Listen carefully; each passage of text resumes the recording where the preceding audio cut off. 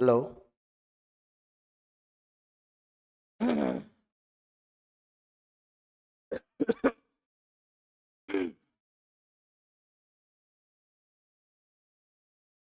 सर्दी बढ़ती जा रही है और तुम लोग लेट होते जा रहे हो हैं। ये भी ठीक है।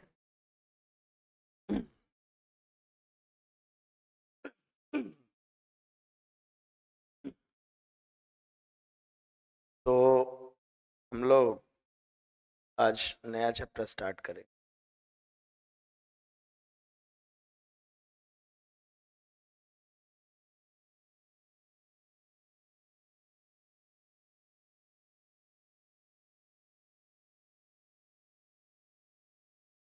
कमाल, कंडक्टर किसी ने कंप्लीट कर लिया सबने?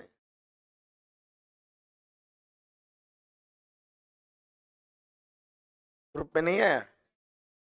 ने मुझे मैसेज भी नहीं किया कि मतलब कंडक्ट, मुझे लगा सबने कर लिया शायद। चलो आज मैं बता दूंगा। ग्रुप पे तो लिंक मैंने इसलिए नहीं डाली चूंकि पुरानी रिकॉर्डिंग है मेरी, तो मैं एक इंस्टीट्यूट के ग्रुप पे दूसरे इंस्टीट्यूट का वीडियो नहीं डालना चाह रहा था, इस वजह से डाली। चलिए, तो मैं बता दूंगा। तो यहाँ पे हम लोग आज डिस्कस करने वाले बच्चों करंट इलेक्ट्रिसिटी। काफी इंपॉर्टेंट चैप्टर है, मेंस और एडवांस दोनों के पॉइंट ऑफ व्यू से। दो क्वेश्चन आएंगे इसके जेई मेन में, और ठीक ठाक बड़ा क्वेश्चन चैप्टर है, मतलब 8, ये मान के चलिए 10 से 11 लेक्चर लगेंगे इसमें।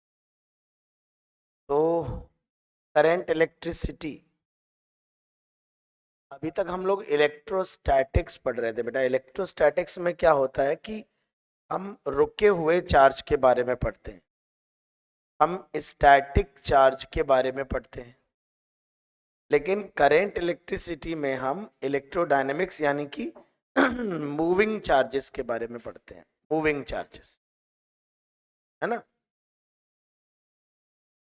तो मूविंग चार्जेस, जब चार्ज मोशन करने लगते हैं तो वहां पर करंट फ्लो होती है। और बेसिकली हमारे सिलेबस में कंडक्टर्स में करंट का फ्लो जो है वो हमें पढ़ना है। जब चार्ज फ्लो करता है तो करंट फ्लो करती है, तो हम लोग बोलते हैं rate of flow of charge rate of flow of charge is called current. Rate of flow of charge is called current या इलेक्ट्रिक। रेट का मतलब होता है किसी भी वायर से पर यूनिट टाइम, जो मान लो ये कोई वायर है, इससे किसी भी क्रॉस सेक्शन एरिया से जो चार्ज के फ्लो होने का रेट है, चार्ज के पास होने का रेट है, वो हमारी इलेक्ट्रिक करंट कहलाती है। ठीक है ना? That is called electric current. अब रेट को बच्चों हम दो तरह से एक्सप्रेस करते हैं, एवरेज रेट और इंस्टेंटेनियस। अगर y x का फंक्शन है तो delta y upon delta x average rate कहलाता है, dy बाई डी एक्स जो कहलाता है वो इंस्टेंटेनियस रेट कहलाता है। तो इसी तरह से जो करंट भी होती है बच्चों हमारी, वो दो तरह से हम डिफाइन करते हैं। एक हम डिफाइन करते हैं एवरेज करंट, एवरेज करंट बच्चों, और एक हम डिफाइन करते हैं इंस्टेंटेनियस।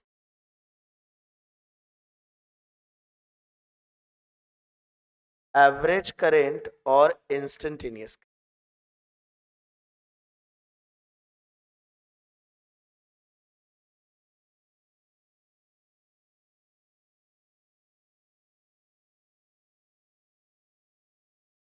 एवरेज करंट कैसे डिफाइन करते हैं बच्चों?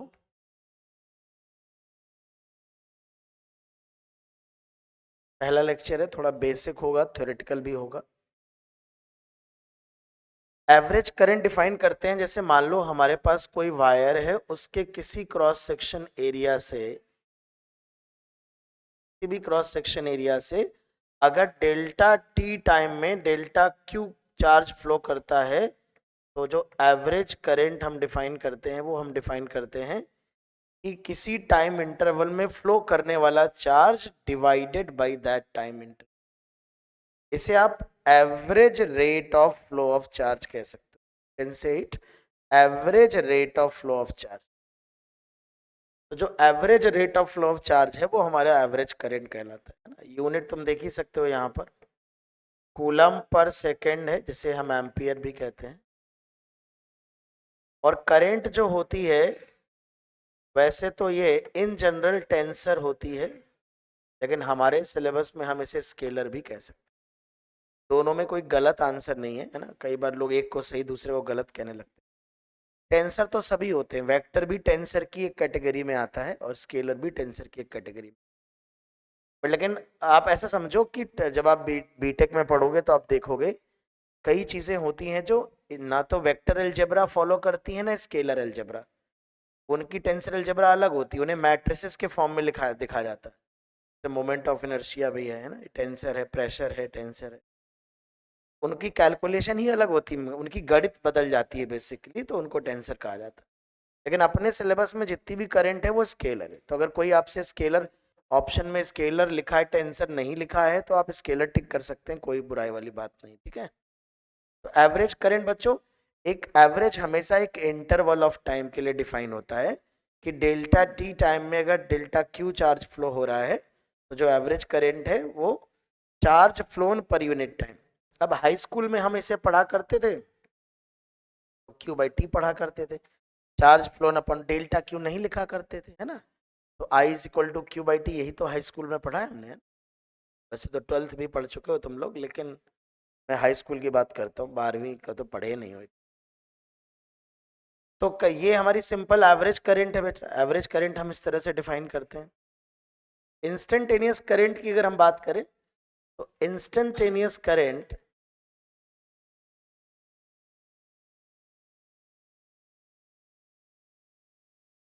जैसे नाम से ही पता चल रहा है, हम लोग एवरेज वेलोसिटी, इंस्टेंटेनियस वेलोसिटी इतना सब डिफाइन कर चुके हैं।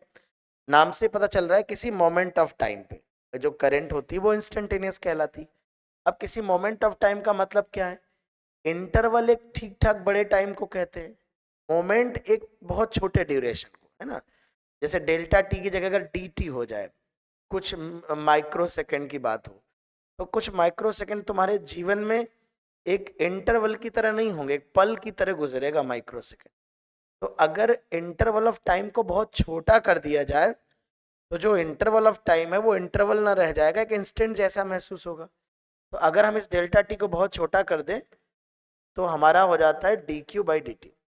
डी टी टाइम में अगर डी क्यू चार्ज फ्लो हो रहा है तो ये हमारा डेरिवेटिव लिखा हुआ है, इसे इंस्टेंटेनियस करंट कहते हैं। क्यों बेटा? क्योंकि ये instantaneous rate of change of या rate of flow of charge, बात समझ रहे हैं ना। It is basically rate of instantaneous rate of flow of charge, instantaneous rate of flow of charge. जो इंस्टेंटेनियस करंट है वो D Q by D T है, और जो एवरेज करंट है वो delta Q by delta T है ना। तो बहुत सारी थ्योरी मैं नहीं लिखवा रहा हूँ इसमें, बहुत बेसिक डेफिनेशंस हैं जो आपको क्लियर होनी चाहिए। तो यहाँ से देख सकते हो बेटा, जो करंट आएगी ये D Q by D T है।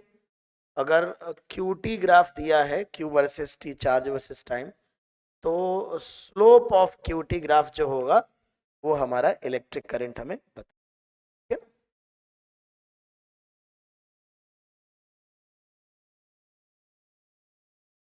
अब अगर यहां से देखो तो हम लिख सकते हैं डी क्यू बराबर बेटा आई डी टी। तो यहां से अगर मुझे चार्ज चाहिए तो हम इंटीग्रेट कर लेंगे आई, इंटीग्रल आई डी टी। तो आप देख सकते हो अगर करंट वर्सेस टाइम ग्राफ दिया जाएगा बच्चों, तो बताओ चार्ज कैसे निकलेगा? इंटीग्रेशन क्या होता है? एरिया, तो area under I T graph, यानी करंट वर्सेस टाइम ग्राफ से, करंट वर्सेस टाइम ग्राफ के एरिया से हमें क्या मिल जाएगा? हमें चार्ज मिल। लेकिन अगर इसमें हमसे ये कहा जाए, अगर हमसे इसमें ये कहा जाए कि करंट कांस्टेंट है, जैसे कि हम हाई स्कूल में पढ़ते थे तो हमें कांस्टेंट करंट ही पढ़ाई जाती थी, तो अगर करंट कांस्टेंट है तो फिर क्यू बराबर सीधे सीधे आई टी हो, है ना।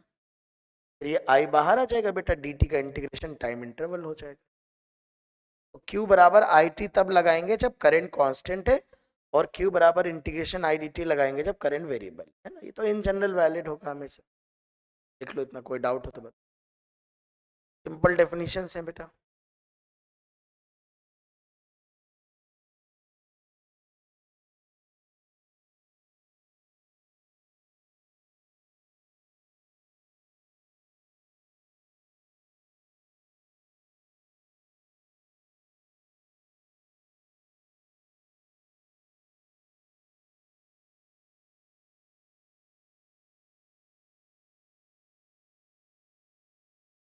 तो rate of flow of charge current है, इसका बहुत बेसिक मीनिंग समझ के चलो। एक सेकेंड में जो चार्ज फ्लो होगा कहीं से भी, है ना, प्रति सेकेंड जो चार्ज फ्लो हो रहा है वो करंट।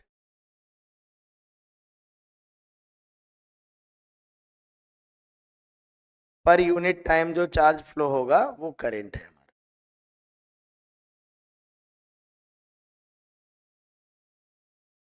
बंद होने वाला है ना।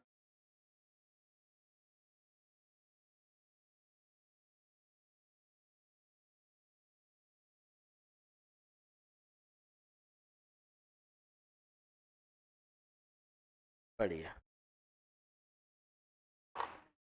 आओ व्हाइट बोर्ड पे देखते। तो हमने डिस्कस किया, आ गई, I is equal to D Q by D T, right. तो यहां से हमने डी क्यू लिखा था, ये क्या है, जनरेटर चल रहा है, तो ऑन हो सकता है, ये नहीं होगा फिर, जनरेटर चल ही क्यों रहा है फिर, बोर्ड ऑन हो जाएगा।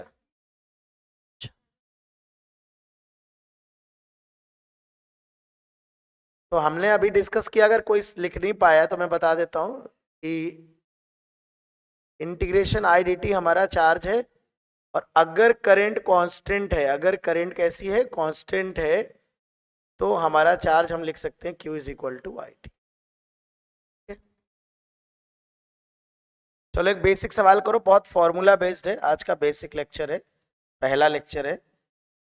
अगर किसी वायर में जो फ्लो होने वाला चार्ज है उसका फंक्शन दिया है T square plus 4t coulomb, ये दिया गया है, फाइंड आउट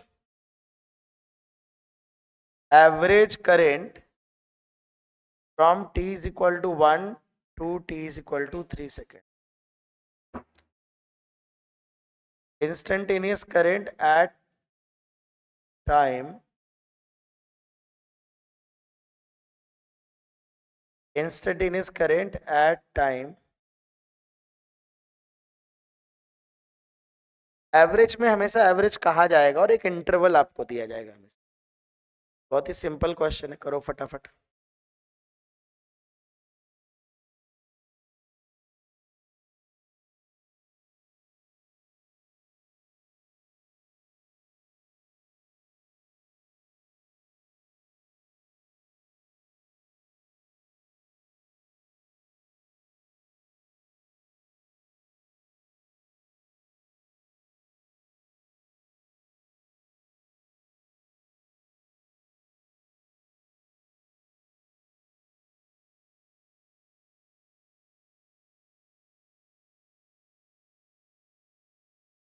तो t इज इक्वल टू 1 और t इज इक्वल टू 3 के बीच में एवरेज करंट बतानी है, और ये टाइम के साथ कितना चार्ज फ्लो हो रहा है, t टाइम में कितना चार्ज फ्लो हो जाएगा उसके बारे में हमें जानकारी दी गई है।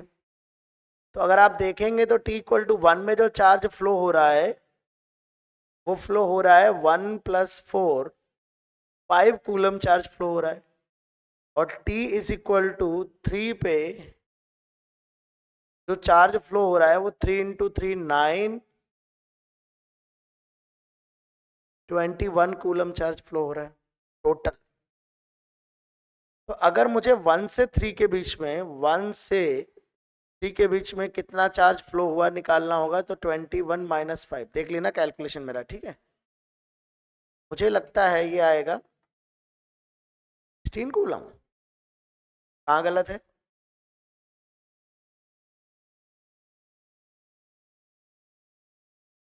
वो तो करेंगे, चार्ज निकाला अभी। एवरेज करंट आ रहा है delta Q by delta T 16 divided by time interval 1 से 3 कितना होगा, 2 सेकंड का बेटा, 8 एम्पियर, 8 एम्पियर, ठीक है ना। इंस्टेंटेनियस करंट क्या है बेटा, I is equal to D Q by D T 2t+4 और t इज इक्वल टू 1 पे जो इंस्टेंटेनियस करंट है वो 6 एम्पियर, इसमें रख देंगे वैल्यू, है ना।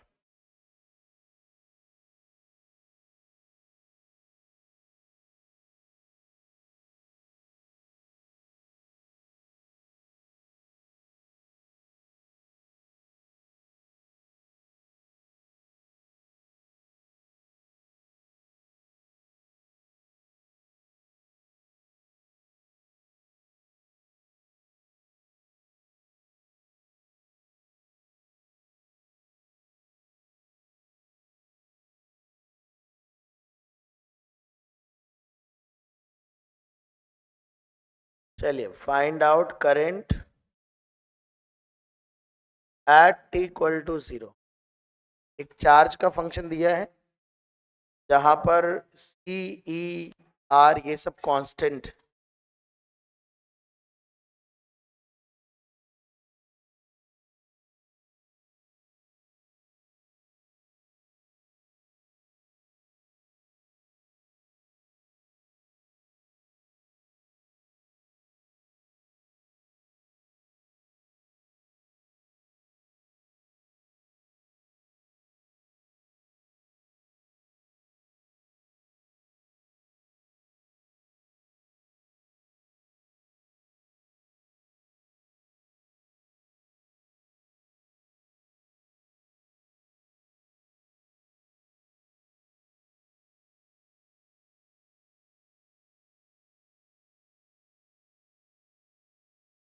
हाँ C, E, R ये सब कांस्टेंट है।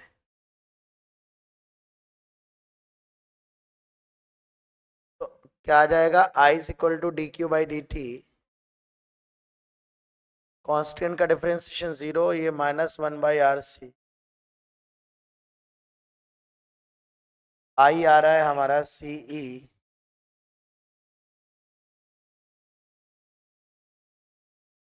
इतना करंट आ जाएगा बेटा E/R e⁻t/RC,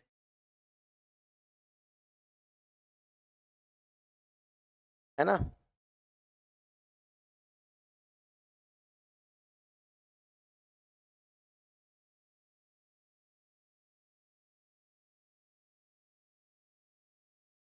एक वायर है जिसमें करंट फ्लो हो रही है और करंट का फंक्शन है 3t² + 4t ampere. Find out number 1, charge flown from t equal to 0 to t is equal to 4 second, average current from t is equal to 0 to t is equal, current का function दिया है, कितना charge flow हो रहा है 0 से 4 के बीच में, और एवरेज करंट क्या होगी 0 से 4 के बीच में बतानी।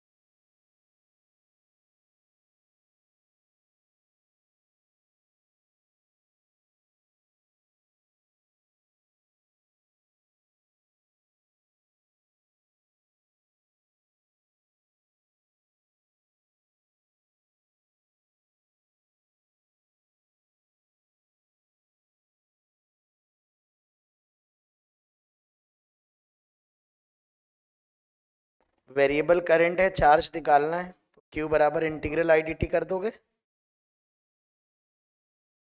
ध्यान से देखो, कांस्टेंट करंट है कि वेरिएबल है? हाँ, तो क्या लगाओगे?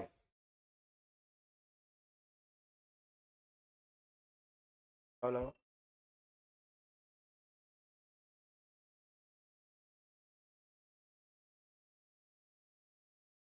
राइट आ गई। अगर करंट कांस्टेंट है तो Q बराबर आई टी लगा सकते हो। देखो, क्या समझ नहीं पा रहे हो? करंट वेरिएबल है बच्चों, टाइम के साथ वेरी कर रही है। अगर आप भूल भी जाते हो तो आप ऐसे लिखा करो, I equal to D Q by D T, है ना? तो डी क्यू क्या है यहाँ से? I D T. क्यू कैसे निकलेगा? Integration I D T.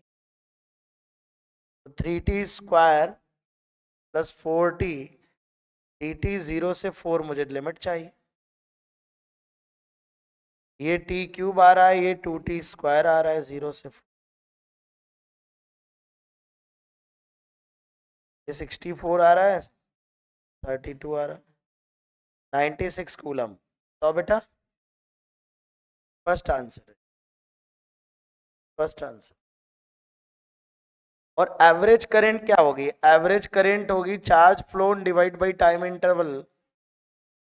Charge phloem यही आया है ना 96, जीरो से फोर में, और टाइम इंटरवल जीरो से फोर ये है। 24 एम्पियर की एवरेज करंट आएगी ना? बताओ बेटा।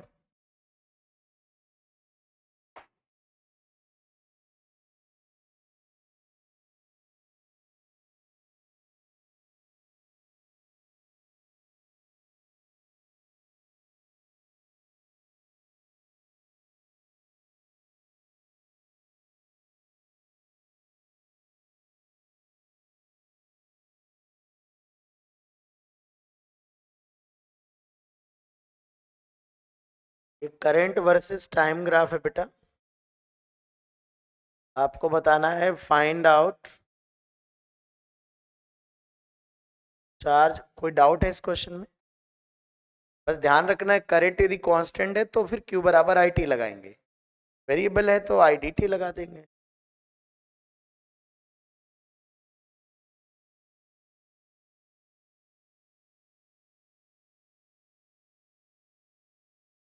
चार्ज कितना फ्लो किया है बेटा 0 से 20 सेकेंड के बीच में, ये बताना है। एंड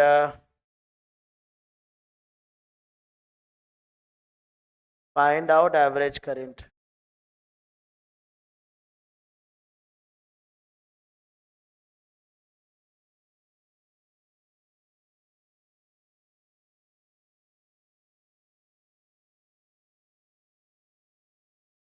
एसआई यूनिट में है सारा डेटा।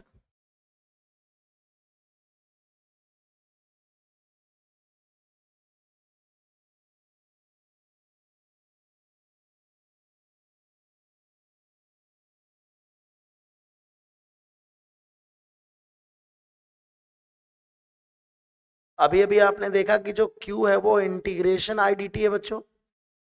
अब मुझे बताओ इस ग्राफ में कैसे निकालोगे? एरिया से निकालोगे ना?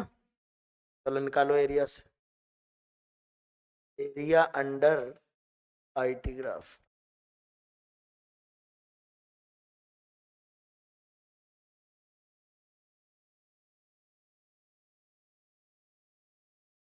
तो ये वाला एरिया आ जाएगा 100, और ये 10 इंटू 10, ये 50 बाई 2। 200 कैसे आया? 150 आएगा यार। एरिया भी सिखाना पड़ेगा क्या? तो करेंगे हाँ। 150 कूलम आएगा ना बेटा? ये बता दो। तो पूरा 20 सेकेंड में कितना चार्ज फ्लो हुआ? 150 कूलम। तो बताओ एवरेज करंट क्या है बेटा? Charge phloem upon time interval. अरे डेल्टा क्यों नहीं लिखोगे तो भी चलेगा, मीनिंग क्लियर होना चाहिए कि मीनिंग क्या है उसका। चार्ज फ्लो हो रहा है 150 कूलम और टाइम है 20 सेकेंड, तो 7.5 एम्पियर है करंट। बताओ है कि नहीं? समझ पा रहे हो? समझना ही पड़ेगा।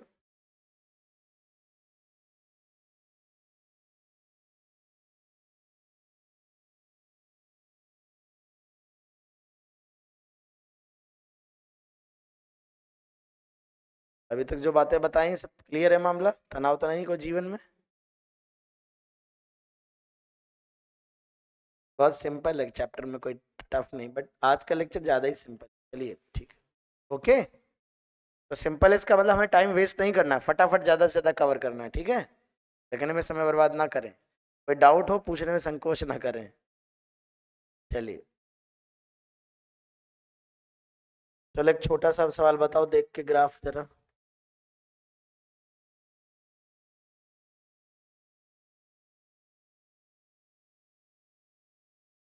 अगर ऐसा ग्राफ बना हुआ है चार्ज वर्सेस टाइम का,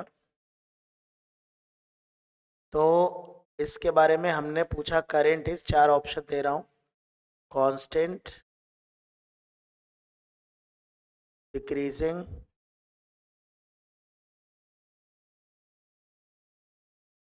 पीस, ये option, increasing, first, decreasing, then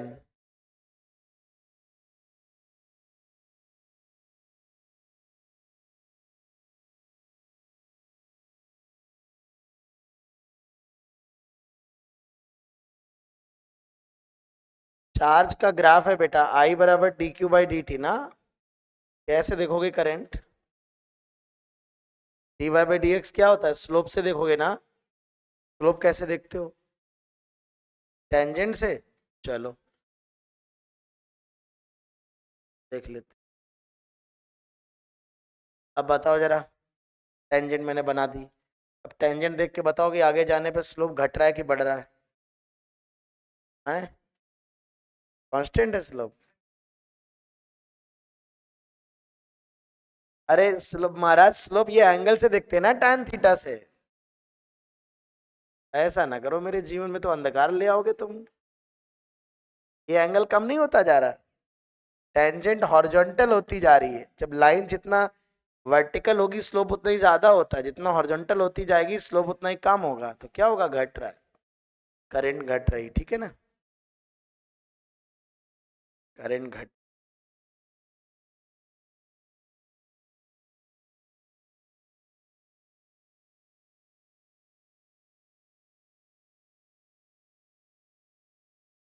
ज्यादा तनाव नहीं लेते, रिलैक्स मोड में रहते हो।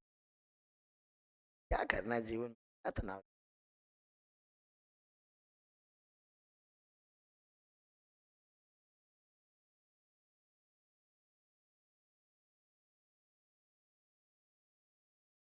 बढ़े आगे।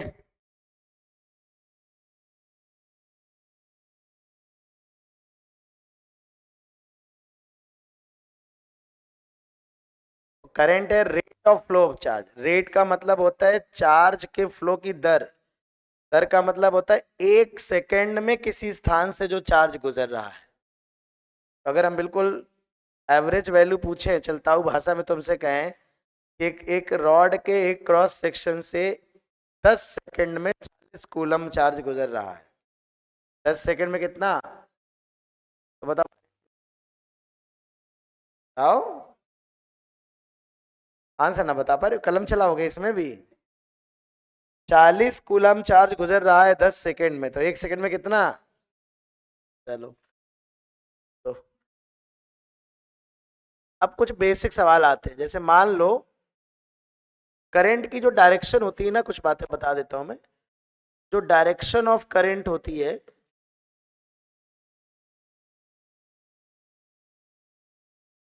ये लेते हैं along the flow of positive charge. Positive charge जिस तरफ चलता है ना, वो करंट की डायरेक्शन मानी जाती है। लेकिन मोस्टली पॉजिटिव चार्ज तो चलता ही नहीं है, कंडक्टर में तो स्पेशली। कंडक्टर में हम पढ़ने फ्री इलेक्ट्रॉन्स होते हैं बेटा, फ्री इलेक्ट्रॉन्स की वजह से करंट फ्लो होती है ना। तो अगर पॉजिटिव चार्ज के फ्लो में मान रहे हैं, तो हम अगर इलेक्ट्रॉन चल रहे हैं, इलेक्ट्रॉन, तो opposite to the flow of electron. यदि इलेक्ट्रॉन मोशन कर रहे हैं तो नेगेटिव चार्ज का के कारण अगर करंट है, तो नेगेटिव चार्ज के मोशन के ऑपोजिट डायरेक्शन में करंट होगा। मान लो एक सोडियम क्लोराइड है आयनिक फॉर्म में है, आयन तो होते, क्लोराइड आयन ऐसे है, सोडियम आयन इधर है। अब मान लो तुमने इलेक्ट्रिक फील्ड इस दिशा में लगाई सोल्यूशन के अंदर, पानी में डिसॉल्व कर दिया सोडियम क्लोराइड, आयन आयन के फॉर्म में कन्वर्ट हो गया। तो इलेक्ट्रिक फील्ड की डायरेक्शन में पॉजिटिव चार्ज इधर भागेगा बेटा, बताओ, इसकी वेलोसिटी इधर होगी और ये इधर भागेगा, नेगेटिव चार्ज इलेक्ट्रिक फील्ड की अपोजिट डायरेक्शन में भागता है। तो पॉजिटिव और नेगेटिव चार्ज बताओ अपोजिट डायरेक्शन में भागेंगे कि नहीं भागेंगे? या नो? तो लेकिन जो करंट होगी इन दोनों की सेम डायरेक्शन में आएगी, देखना जरा, ये अगर इधर जा रहा है तो इसकी करंट I1 इसी डायरेक्शन में होगी, बिकॉज जो करंट की डायरेक्शन होती है it is in the direction of flow of positive charge. और अगर ये हमारे क्लोराइड आयन लेफ्ट में जा रहे हैं तो इसकी वजह से करंट किधर होगी? Opposite to the flow of negative charge. भले ही मोशन अपोजिट डायरेक्शन में है पर करंट सेम डायरेक्शन। बात समझ में आ रही कि नहीं? तो इसलिए जो डायरेक्शन ऑफ करंट है, और ये कन्वेंशनल है, ऐसा नहीं इसके पीछे कोई साइंस नहीं है।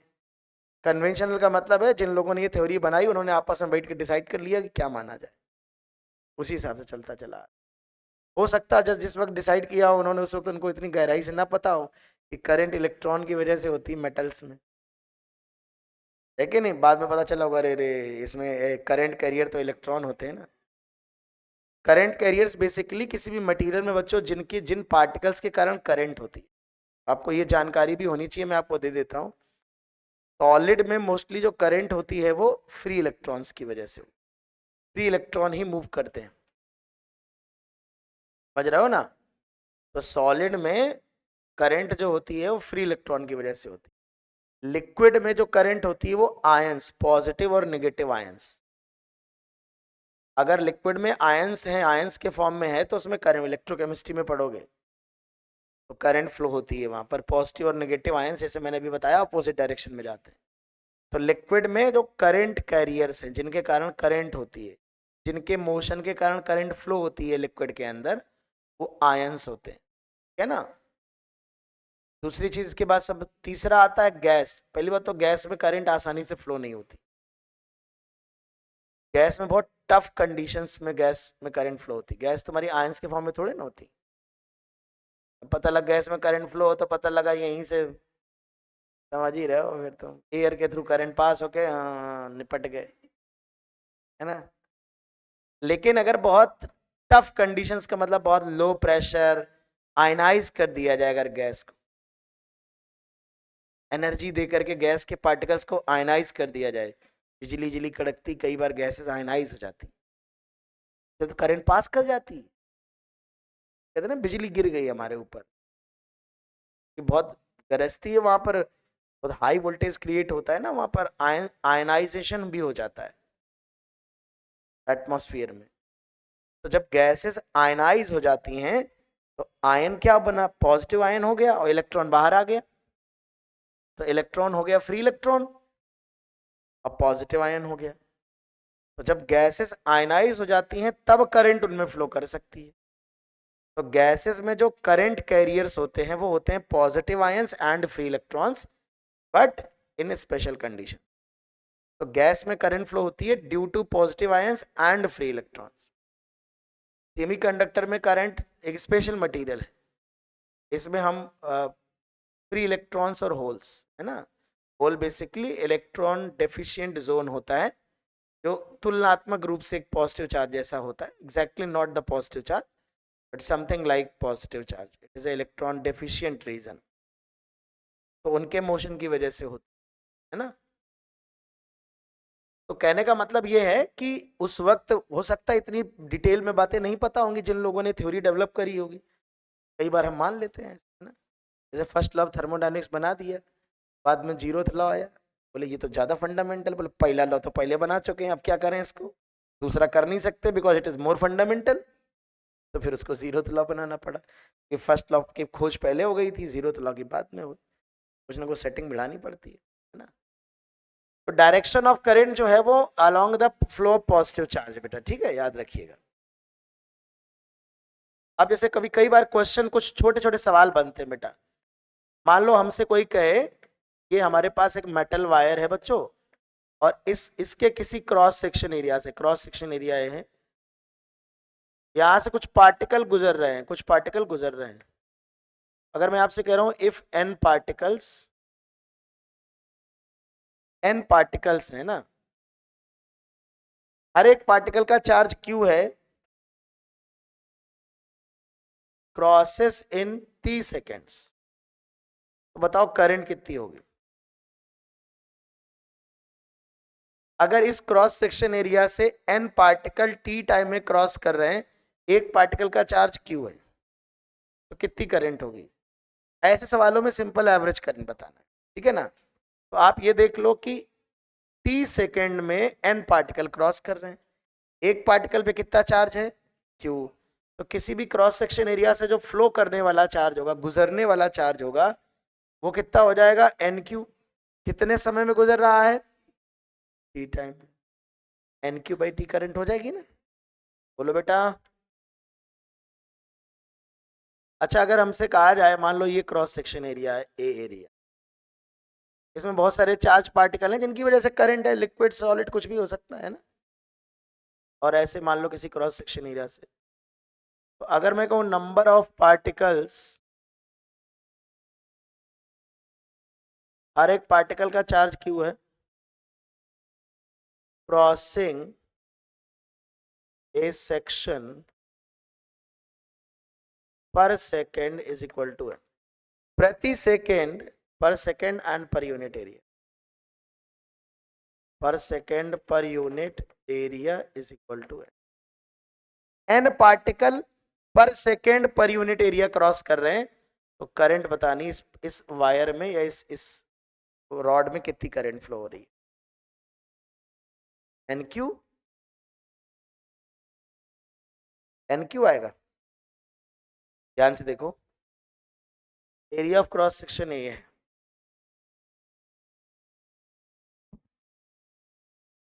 सिंपल यूनिटरी मेथड भैया। बताओ, कोई तो बताओ। n पार्टिकल क्रॉस कर रहे हैं पर unit area per unit time,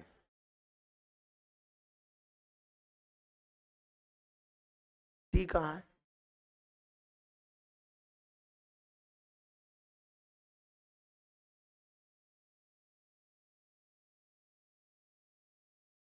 बताओ भाई। गलत। कक्षा की मैथ नहीं यार, थर्ड स्टैंडर्ड मैथमेटिक्स।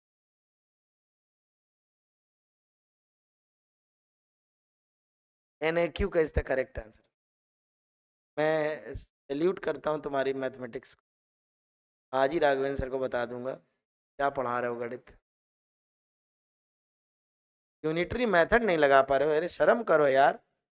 देखो, यूनिट एरिया में बुरा मानने वाली बात नहीं है, और बुरा मान भी लोगे तो हमारा कुछ नहीं, ठीक है ना। लेकिन ये शर्म की बात है बेटा, ऐसी बदतमीजी कर रहे हो यार। आओ देखो,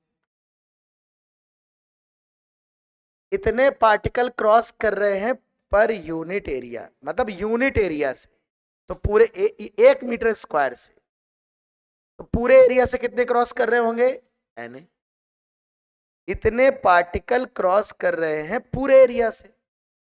एक केले का भाव पता है यार, तो जितने केले लेने उतने से मल्टीप्लाई तो करोगे। और इतने पार्टिकल पे चार्ज कितना होगा, हमें यही तो देखना है, 1 सेकंड में कितना चार्ज फ्लो कर रहा है। तो NAQ, Na हो गई पार्टिकल की संख्या, एक पार्टिकल का चार्ज Q है, तो इतने लोगों का चार्ज कितना हो जाएगा? NAQ हो जाएगा ना। और ये कितने समय में ये चार्ज हो गया जो क्रॉस कर रहा है? प्रति सेकंड है, 1 सेकंड है तो कोई चिंता वाली बात ही नहीं, टाइम 1 सेकंड है। पर सेकंड जो चार्ज फ्लो होता है उसी को तो करंट कहते हैं बेटा। तो यहां पर सीधे सीधे आ जाएगा NAQ। पिछली बार T सेकंड दिया था, इसलिए T की वैल्यू डिवाइड, हमने डिवाइड तो यहां भी किया ना, T की वैल्यू 1 है ना, पर सेकंड है ना। गड़बड़ी ना कर बेटा, तुम इतने देश के होने वाले भावी इंजीनियर हो यार। ऐसे इंजीनियर बनोगे जिस पुल का निर्माण करोगे उसी दिन गिर जाएगा, लग रहा है मुझे। ऐसा तो पुल बनाओ कम से कम कि मतलब पता लगा सॉफ्टवेयर इंजीनियर बन गया, किसी बैंक की वेबसाइट डिजाइन करी, पहले दिन हैक कर लिया, सारा पैसा हैकर्स ने अपने अकाउंट में डाल लिया, पेनल्टी लग जाएगी तुम्हें। लिख लो। अच्छा,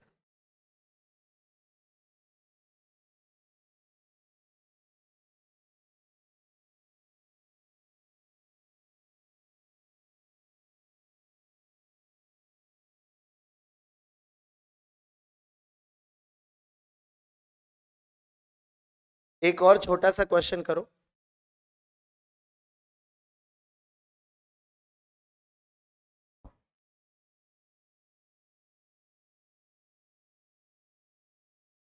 एक पार्टिकल आर रेडियस में रिवॉल्व कर रहा है, की स्पीड v और एंगुलर स्पीड ओमेगा है। जब कोई चार्ज पार्टिकल किसी सर्कल में रिवॉल्व करता है तो इस चार्ज के फ्लो करने से एक इस ऑर्बिट में इफेक्टिव करंट होती है, इसे ऑर्बिटल करंट कहते हैं। ऑर्बिटल करंट मॉडर्न फिजिक्स में आपने पढ़ा होगा कि जब इलेक्ट्रॉन हाइड्रोजन ऑर्बिट में रिवॉल्व करता है तो उसकी वजह से यहाँ पे एक करंट आती है, जिसपे क्वेश्चन भी बनता है बोर मॉडल में। तो चलिए मुझे बताइए कि यहाँ पर करंट कितनी बनेगी। What is the orbital current? What is the orbital current? तो इसमें इन सभी सवालों में एवरेज करंट बच्चों बतानी होती है। तो आप किसी भी स्थान पे बेटा खड़े हो जाओ, मान लो यहाँ खड़े हो गए, आप यहाँ खड़े हो गए, यहाँ आप खड़े हो गए, तो किसी भी स्थान से बेटा जो है क्यू चार्ज आपका गुजरेगा। जब क्यू चार्ज गुजरेगा तो एक टाइम पीरियड के बाद फिर और क्यू चार्ज गुजरेगा, फिर एक टाइम पीरियड के बाद फिर और क्यू चार्ज गुजरेगा। तो आपके पास हर एक बार क्यू चार्ज गुजर रहा है कितने समय के बाद? एक टाइम पीरियड के बाद। ये तो है ना। और टाइम पीरियड तो तुम जानते हो बेटा बचपन से, 2 पाई r/b या 2 पाई/ओमेगा, है ना बेटा। ओमेगा के टर्म में लिखना है तो 2 पाई/ओमेगा लिख दो, है ना। तो ये बेटा मैं लिख दे रहा हूँ 2 पाई/ओमेगा, ओमेगा ऊपर चला, ये हमारी करंट आ जाएगी। और v के टर्म में लिखना है तो QV/2, ओमेगा को v/r लिख दो, है ना। तो यही ऑर्बिटल करंट है बेटा। अब जैसे तुम मान लो हाइड्रोजन आइटम में क्वेश्चन पूछा जाता है, इस पे जो अच्छा सवाल बनेगा ऐसा थोड़ा ना बनेगा। बोर मॉडल में सवाल आएगा, तुमसे कहेगा हाइड्रोजन और लिथियम प्लस प्लस में एक इलेक्ट्रॉन है, तो फर्स्ट ऑर्बिट में रिवॉल्व कर रहा है, तो बताओ उसकी ऑर्बिटल करंट क्या होगी। वहां तुमको वेलोसिटी का फंक्शन पता होगा, है ना। याद है ना, 2.18 इंटू 10 की पावर होता है ना Z/n, 6 मीटर पर सेकेंड Z/n। आर की वैल्यू 0.529 है ना, n²/z। आर और वी निकलवाएगा, चार्ज लिखवाएगा इलेक्ट्रॉन का, फिर वहां कैलकुलेशन कराएगा जेई मेन में। थोड़ी रेलेवेंसी आएगी क्वेश्चन में, थोड़ा रियलिस्टिक सवाल लगेगा, है ना। कंसेप्ट यहाँ का है, सवाल वहां बनेगा। देख लिया सभी ने?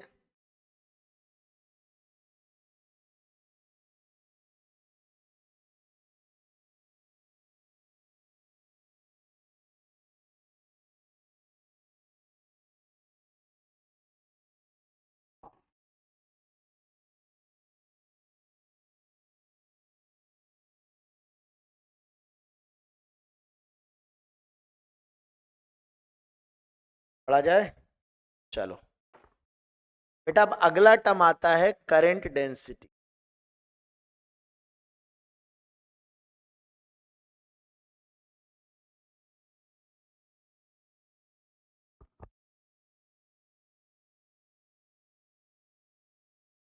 करंट डेंसिटी जो होता है ये हम डिफाइन करते हैं, current flowing per unit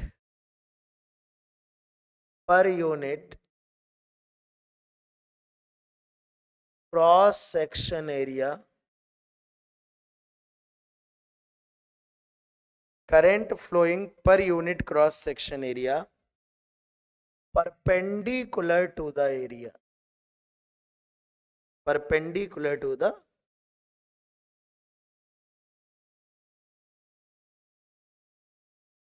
area is called current density.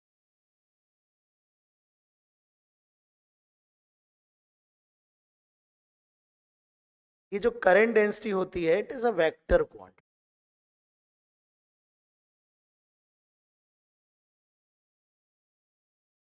तो ऐसे समझ लो कि ये मान लो हमने थोड़ा जूम करके बनाई एक कोई भी वायर है, कॉपर वायर या एल्युमिनियम वायर, कुछ भी मान लो। तो इसके किसी भी क्रॉस सेक्शन एरिया से, ये क्रॉस सेक्शन, इस पूरे क्रॉस सेक्शन से चार्ज का फ्लो होता है ऐसे।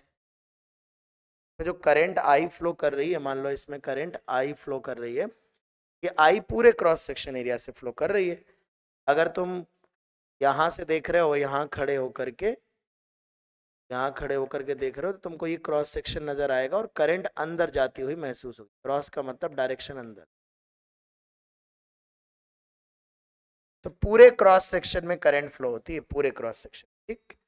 तो अगर ये सरफेस के परपेंडिकुलर है ना, ये क्रॉस सेक्शन एरिया उसके परपेंडिकुलर करंट फ्लो कर रही है, तो आप ऐसा समझ लो, तो करंट डेंसिटी होती है वो हम डिफाइन करते हैं करंट पर यूनिट क्रॉस सेक्शन। लेकिन यहाँ जो हम एरिया लेते हैं वो हमेशा परपेंडिकुलर, मतलब जो करंट फ्लो हो रहा है उसके परपेंडिकुलर। जैसे ये वाला एरिया यहाँ पर आपने लिया है, तो यहाँ पर जे की वैल्यू हो जाएगी आई अपॉन पाई।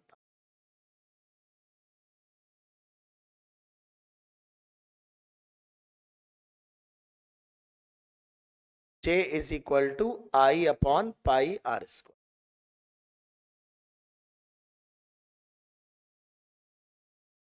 लेकिन मान लीजिए बेटा कि कई बार ऐसा होता है कि मान लो हमें कोई एरिया डिफरेंट दिया जाए, मान लो ऐसे हमने ऐसे काट दिया इसको ऑब्लिकली, और हमें एक ये एरिया दिया है। हमें पता है बच्चों की जो सरफेस होता है, एरिया होता है, उसका एरिया वेक्टर सरफेस के परपेंडिकुलर होता है ऐसे। एरिया वेक्टर के भी हम जैसे नॉर्मल वेक्टर होता है उसके दो कंपोनेंट कर सकते हैं। अब समझना बात, करंट फ्लो हो रही है बेटा ऐसे, ऐसे फ्लो हो रही है। तो अगर ये आई करंट फ्लो हो रही है और ये जो आप स्लैंट एरिया देख रहे हो ये एरिया ए है, तो यहां पर आप जे की वैल्यू को आई अपॉन ए नहीं लिख सकते, रॉन्ग है ये। बिकॉज ये जो एरिया है ये करंट के फ्लो के परपेंडिकुलर नहीं है बेटा। तो आपको पहले इसका वो एरिया लेना पड़ेगा जो फ्लो के परपेंडिकुलर हो, तो इसका ये वाला प्रोजेक्शन लेना पड़ेगा, दिस शुड बी टेकन। इस वाले का देखना, ये जो येलो वाला है इसका एरिया वेक्टर इधर होगा, और अगर ये वाला करंट का फ्लो इधर है, मैं ऐसे थोड़ा समझा देता हूं, ये एरिया वेक्टर इधर है बेटा और करंट का फ्लो इधर है, ये एंगल मान लो थीटा है। तो मुझे एरिया वेक्टर का वो कंपोनेंट चाहिए जो करंट के फ्लो के डायरेक्शन में, मतलब अगर मैं जब ये कंपोनेंट लूंगा, समझना बेटा, ये एरिया ए है, ये वाला जो मैं कंपोनेंट लूंगा ना, तो इसका एरिया वेक्टर इस डायरेक्शन में होगा, इस डायरेक्शन में, जिस डायरेक्शन में करंट का फ्लो। सरफेस ऐसी आएगी पर वेक्टर तो ऐसे आएगा ना, सरफेस के परपेंडिकुलर। और ध्यान समझना, तो इस सरफेस, बहुत ध्यान समझना, इस वाली सरफेस का एरिया वेक्टर ए इधर है और इस वाली सरफेस का इधर है, तो बेसिकली इसका ये कंपोनेंट है, इस एरिया का ये प्रोजेक्शन है। तो बेसिकली हमको इस वाले वेक्टर का इस दिशा में कंपोनेंट करना है, तो ए का कॉस थीटा आएगा। तो यहां पर ये अगर एंगल थीटा होगा, ये वाला एंगल थीटा होगा, तो ये वाला जो एरिया आएगा वो क्या आएगा, ए कॉस। अब बात समझ रहे, ये वाला एरिया जो आएगा वो ए कॉस थीटा। तो हमें यहाँ ए नहीं लिखना है बेटा, क्या लिखना है, ए कॉस। हमें वो एरिया लिखना है जो फ्लो ऑफ करंट के क्या हो, परपेंडिकुलर। तो यहां से देखो बच्चों, आई को लिखा जा सकता है जे ए कॉस थीटा, इसी को हम वेक्टर फॉर्म में भी लिख सकते हैं, आई बराबर जे डॉट ए।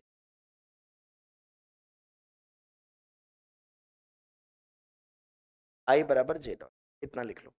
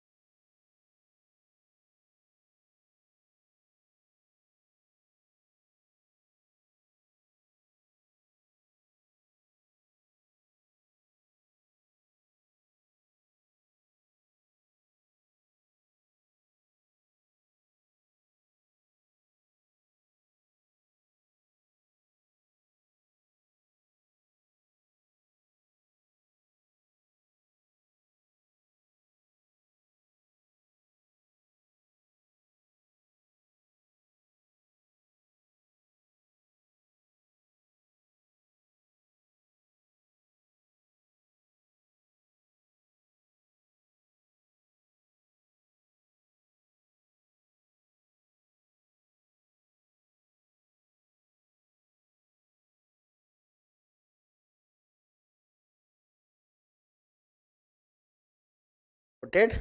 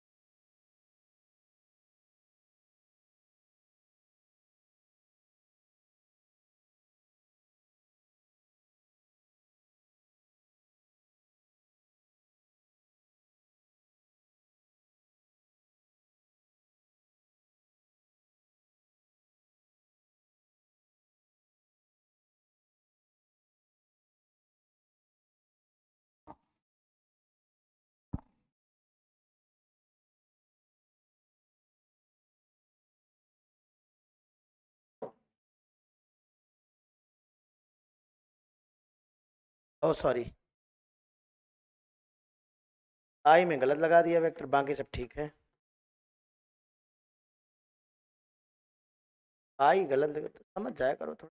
ये जे डॉट है, आई तो डॉट प्रोडक्ट तो स्केलर ही आएगा ना, डॉट प्रोडक्ट तो स्केलर ही आएगा ना, कैसे लगा दिया।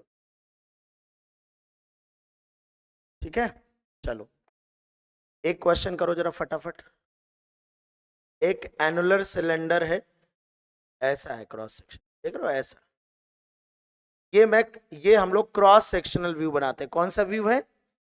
ऐसे है वायर, ऐसे अंदर हॉलो है, इतने में करंट फ्लो कर रही है, इतने में ये मटेरियल है, इसमें करंट फ्लो कर।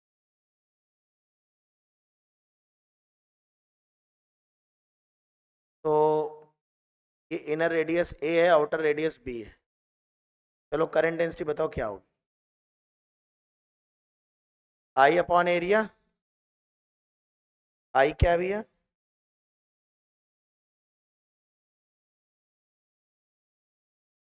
आई बाई पाई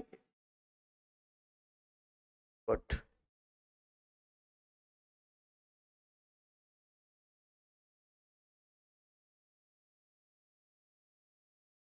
चलो ये एक सरफेस है, इसका सरफेस एरिया है 4 सेंटीमीटर स्क्वायर, और ये इससे 60 डिग्री एंगल पे है। इसमें करंट फ्लो कर रही है 2 एम्पियर। निकालो जरा करंट डेंसिटी।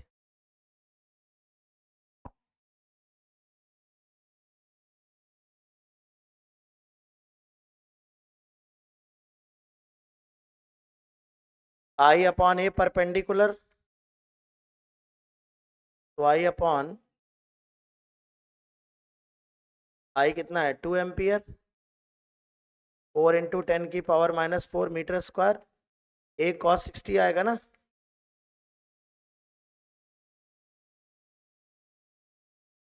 तो यही तो आ रहा है, कोई दिक्कत? चाहे हम पीते नहीं, ले आए हो तो वापस नहीं, लेकिन हम बता चुके हैं कई बार, ग्रीन टी लाएगा।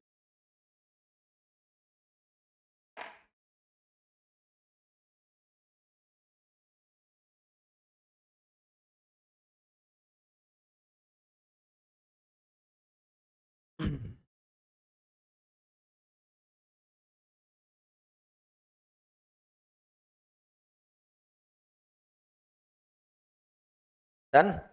अच्छा कई बार सिंपल वेक्टर फॉर्म में भी क्वेश्चन पूछ लेता है, देखो देखो, नॉर्मल ऐसे दे दे, कहेगा ये एक सरफेस है, ये क्रॉस सेक्शन सरफेस है कोई, इसका एरिया वेक्टर दे देगा तुमको 2i - 3j+k, ठीक है ना। और इससे जो पास होने वाली करंट है उसकी करंट डेंसिटी दे देगा I - j माइनस के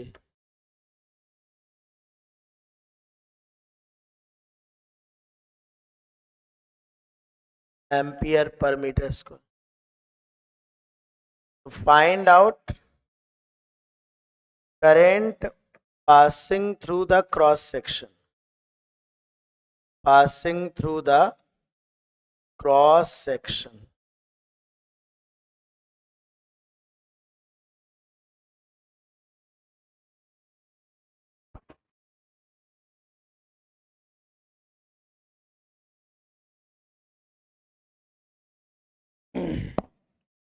तो यार कड़क चाय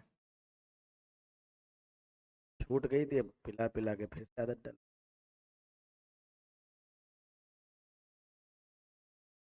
चाय वाय पी के आओगे नाश्ता वास्ता करके? मस्त है। नाश्ता करके नहीं आते सुबह? नाश्ता तो मिल जाता होगा हॉस्टल में, नहीं मिलता? घर वाले तो करके आए होंगे नाश्ता, हॉस्टल वालों का थोड़ा सा। और क्या, 5-7 पराठे खा लिया करो सुबह सुबह। क्या आते?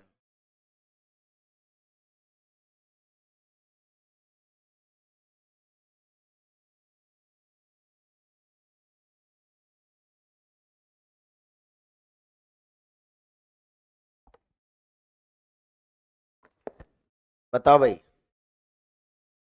सिंपल फॉर्मूला लगाना है बच्चों, I is equal to J dot A.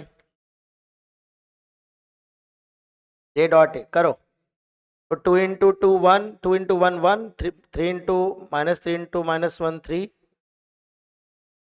4 ampere आ रहा है, आ रहा है ना?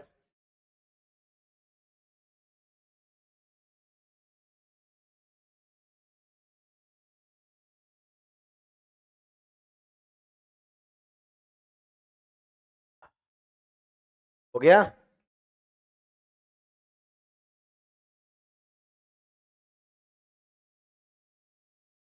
वेरिएबल करंट डेंसिटी,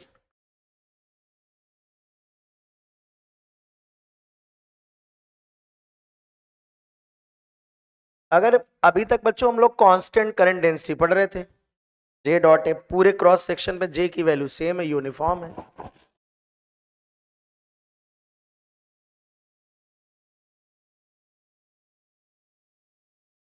याद है?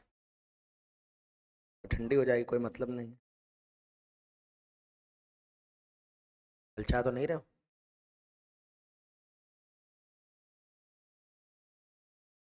आओ। तो वेरिएबल करंट डेंसिटी क्या है कि मान लो कि बच्चों ये मान लो कोई क्रॉस सेक्शन, ये वायर है, वायर इतना मोटा वायर बनाते हो थोड़ा क्रॉस सेक्शन नजर आए, जूम कर देते हैं 1000 गुना इसको। इसमें से करंट फ्लो होती है, तुम्हें पता है यहाँ करंट फ्लो हो रही है पूरे वायर में, पूरे क्रॉस सेक्शन में, इसमें है ना पूरे में।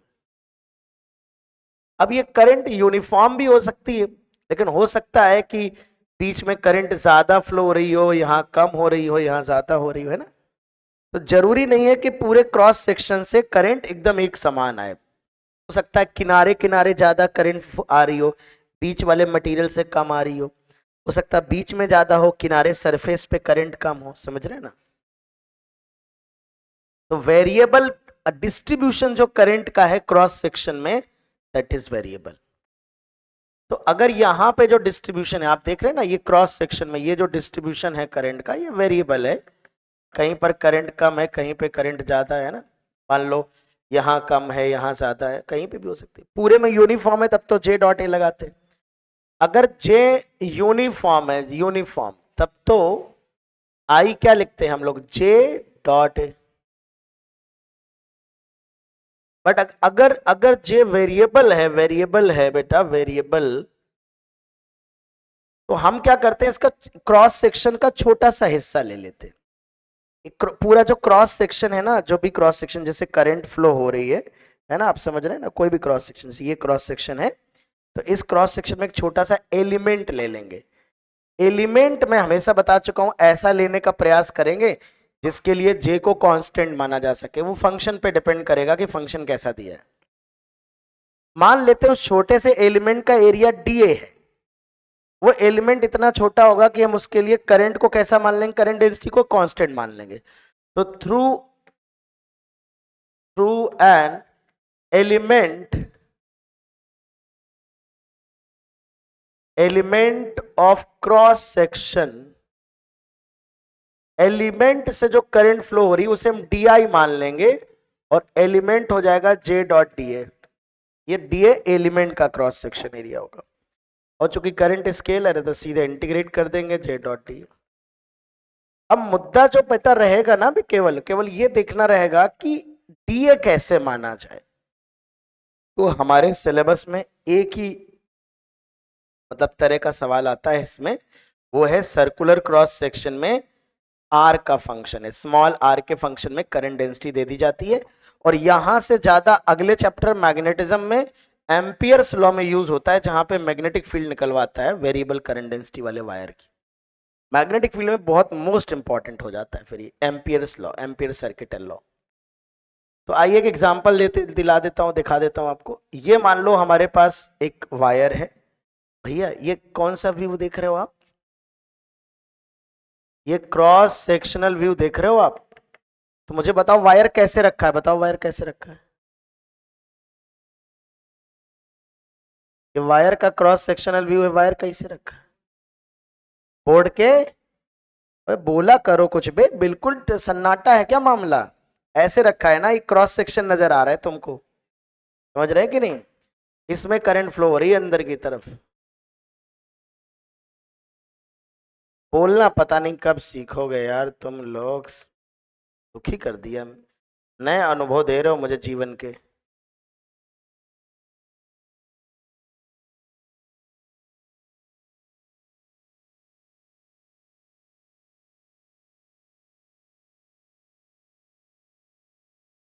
तो यहां पर बच्चों तुमको दे दिया जाएगा कि जो करंट डेंसिटी है उसका फंक्शन दिया जाएगा J naught R by are,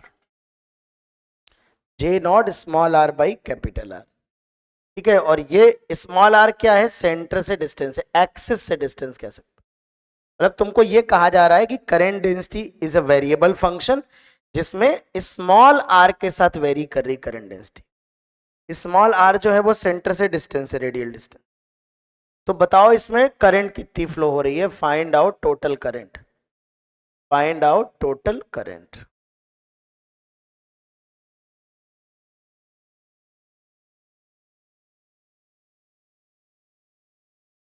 तो इसमें बिल्कुल सेट तरीका, मैं क्या बता रहा हूं, एक क्वेश्चन में दूंगा, एक आप कर लेना फटाक से, समझो काम हो गया। सेट तरीका है, फंक्शन का है स्मॉल आर का। तो एलिमेंट ये सर्कुलर क्रॉस सेक्शन है, जैसे डिस्क लेते थे ना, डिस्क टाइप क्रॉस सेक्शन। तो इसमें तुम्हें सिंपल एलिमेंट रिंग माननी है, रिंग, ये रिंग माननी, ये रिंग माननी, रिंग ऐसे ऐसे। तो यहां पर ये डिस्टेंस आर है, ये डी आर थिकनेस हो जाएगी। यहां पर इस एलिमेंट का जो एरिया है वो कितना है भैया? क्रॉस सेक्शन का एरिया कितना है? 2 पाई आर डी आर। मैकेनिक्स में सुना होगा 2-4 बार, कहीं समझाया कि सुना है? समझाना। इसकी लेंथ 2 पाई आर होगी, और इसको काटो ऐसे तो सनी देओल बन जाओ, रॉड सीधी कर दो। तो जब सीधी कर दोगे तो एकदम सीधी कर दो, तो बताओ ये लंबाई कितनी आएगी? और ये डी आर आएगा। बोलो मुन्ना, तो ये एरिया कितना आएगा? ये वाला रेक्टेंगल हो गया ना, आयत। क्या होता है रेक्टेंगल का एरिया? लंबाई इंटू चौड़ाई। वाह क्या पढ़ाना पड़ रहा है। तो 2 पाई आर इंटू डी आर। बोलो भैया, तो इसका ये वाला जो एरिया है वो 2 पाई। अच्छा रिंग ही क्यों माना? क्योंकि पूरे में आर कांस्टेंट है ना रिंग में, D R is negligible, very very very small, 10 to 0। तो ये जो है पूरे में आर कांस्टेंट है, तो so we can assume that current density is constant for this element only. दूसरी बात यह है कि ऐसी एलिमेंट बनाते जाओगे बनाते जाओगे बनाते जाओगे तो डिस्क बन जाएगी कि नहीं? यानी सेम टाइप के एलिमेंट को रिपीट करके you can generate the disc, you can generate the cross section, है ना।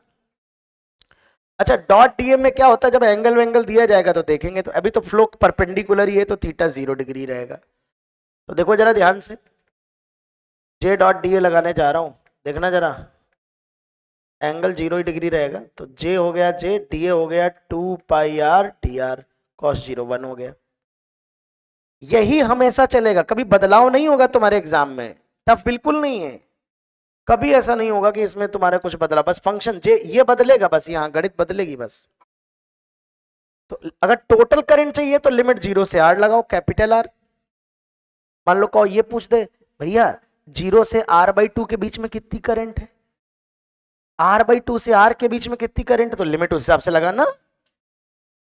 हम लगा दे रहे हैं टोटल करंट चाहिए हमको। चलो जे का फंक्शन लिखो, J0 R/R 2 पाई R dr,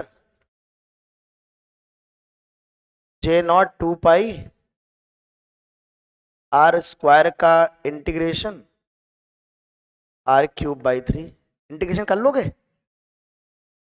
इधर लिख दे, लिमिट लगा दी हमने, ठीक है, कैपिटल आर लिमिट लगा दी, R³/3 और लिमिट, ये देखो आ रहा है 2 पाई J0 R²/3।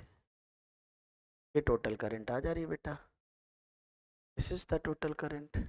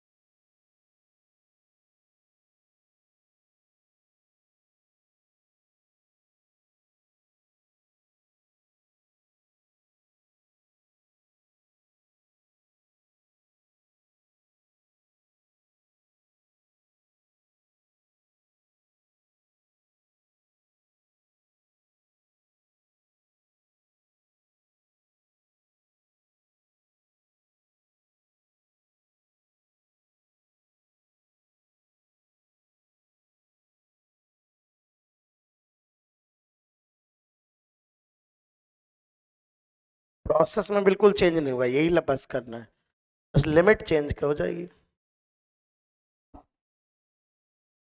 सबसे पहले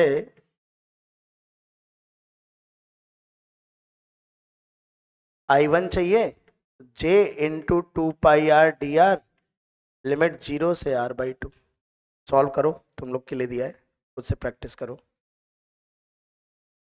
J का बस फंक्शन रखना है।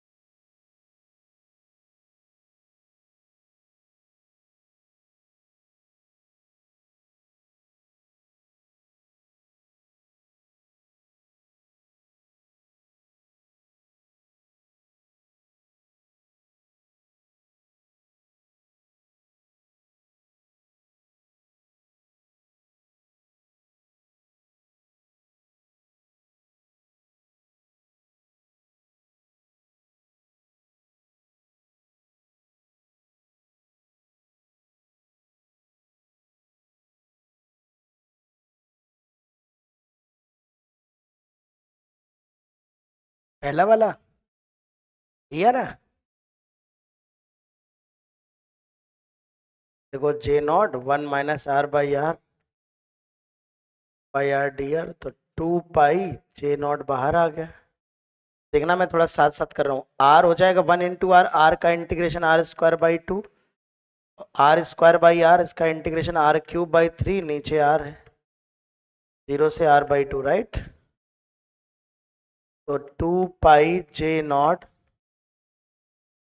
ये r²/8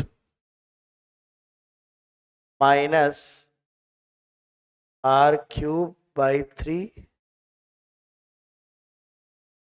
नीचे 8 और आएगा, एक r से r² हो जाएगा। I1 आ रहा है 2 π J0 1/8 माइनस 1/24, 2/24 यानी 1/12,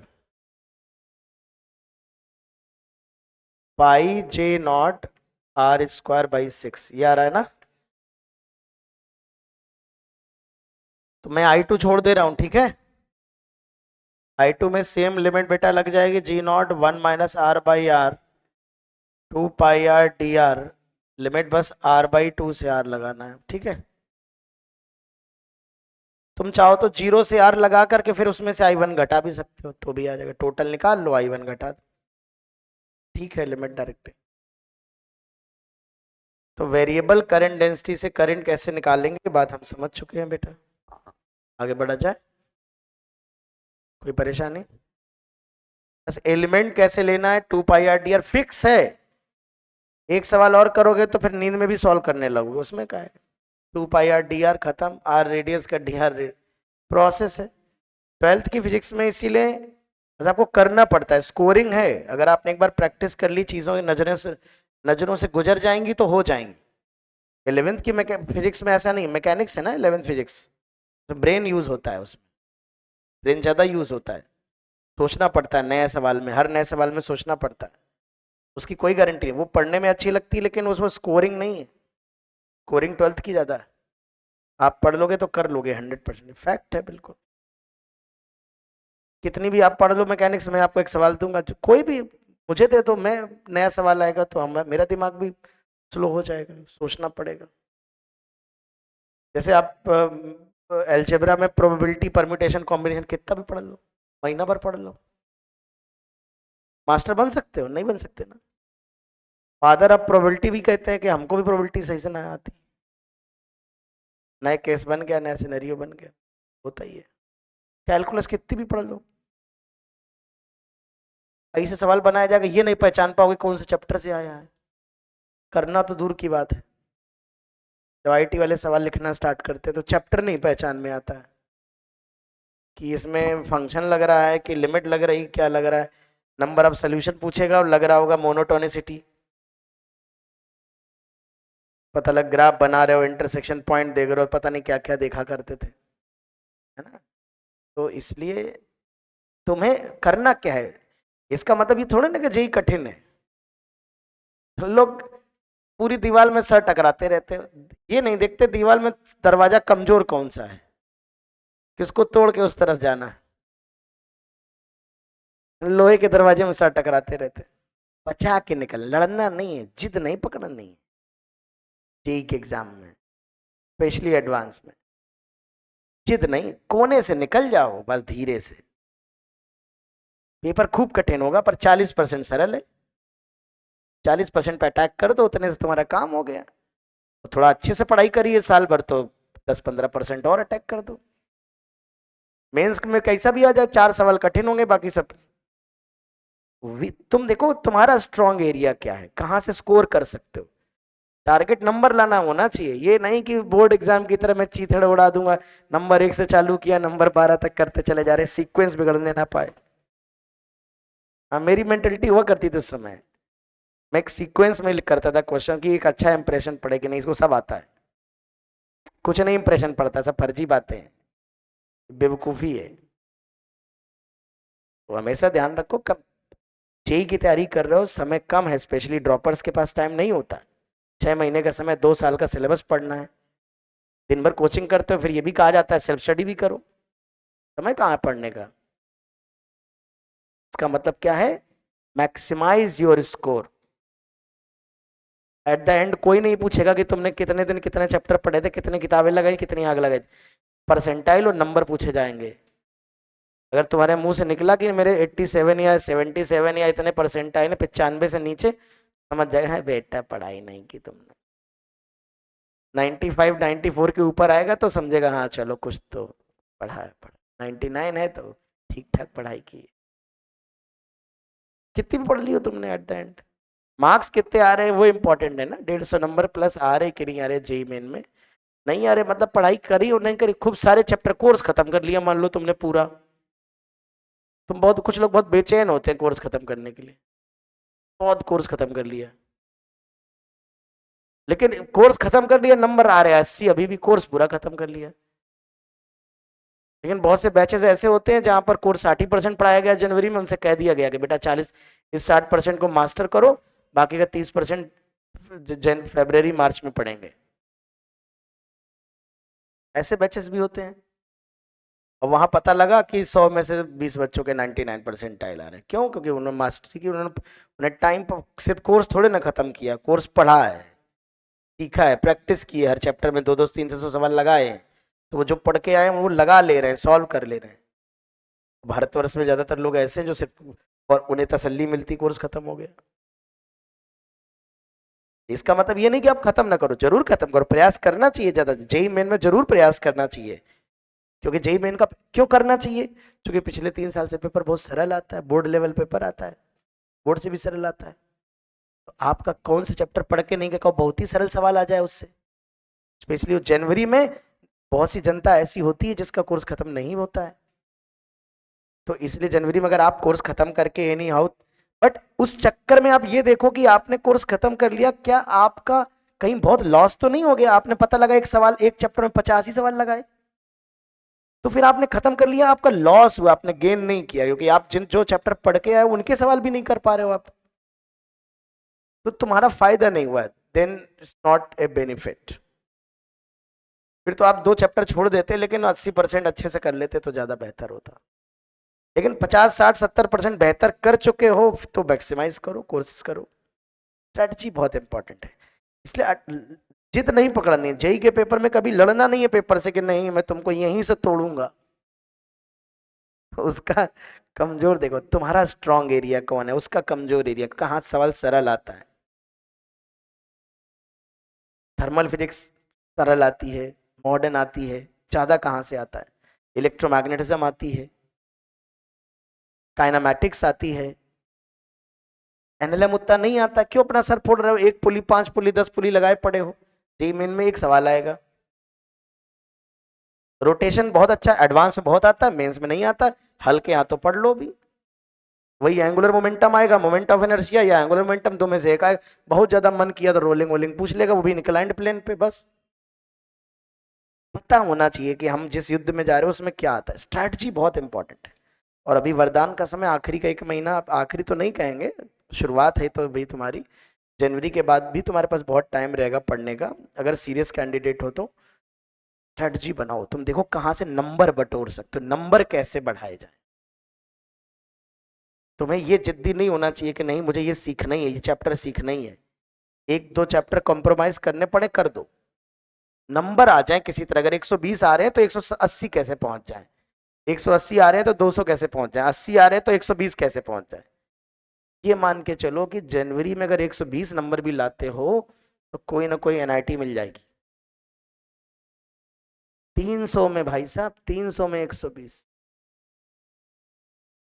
40 सवाल अगर सही करके चले आए, तुम 35 सवाल सही करके चले आए तो तुम्हारा काम हो जाएगा।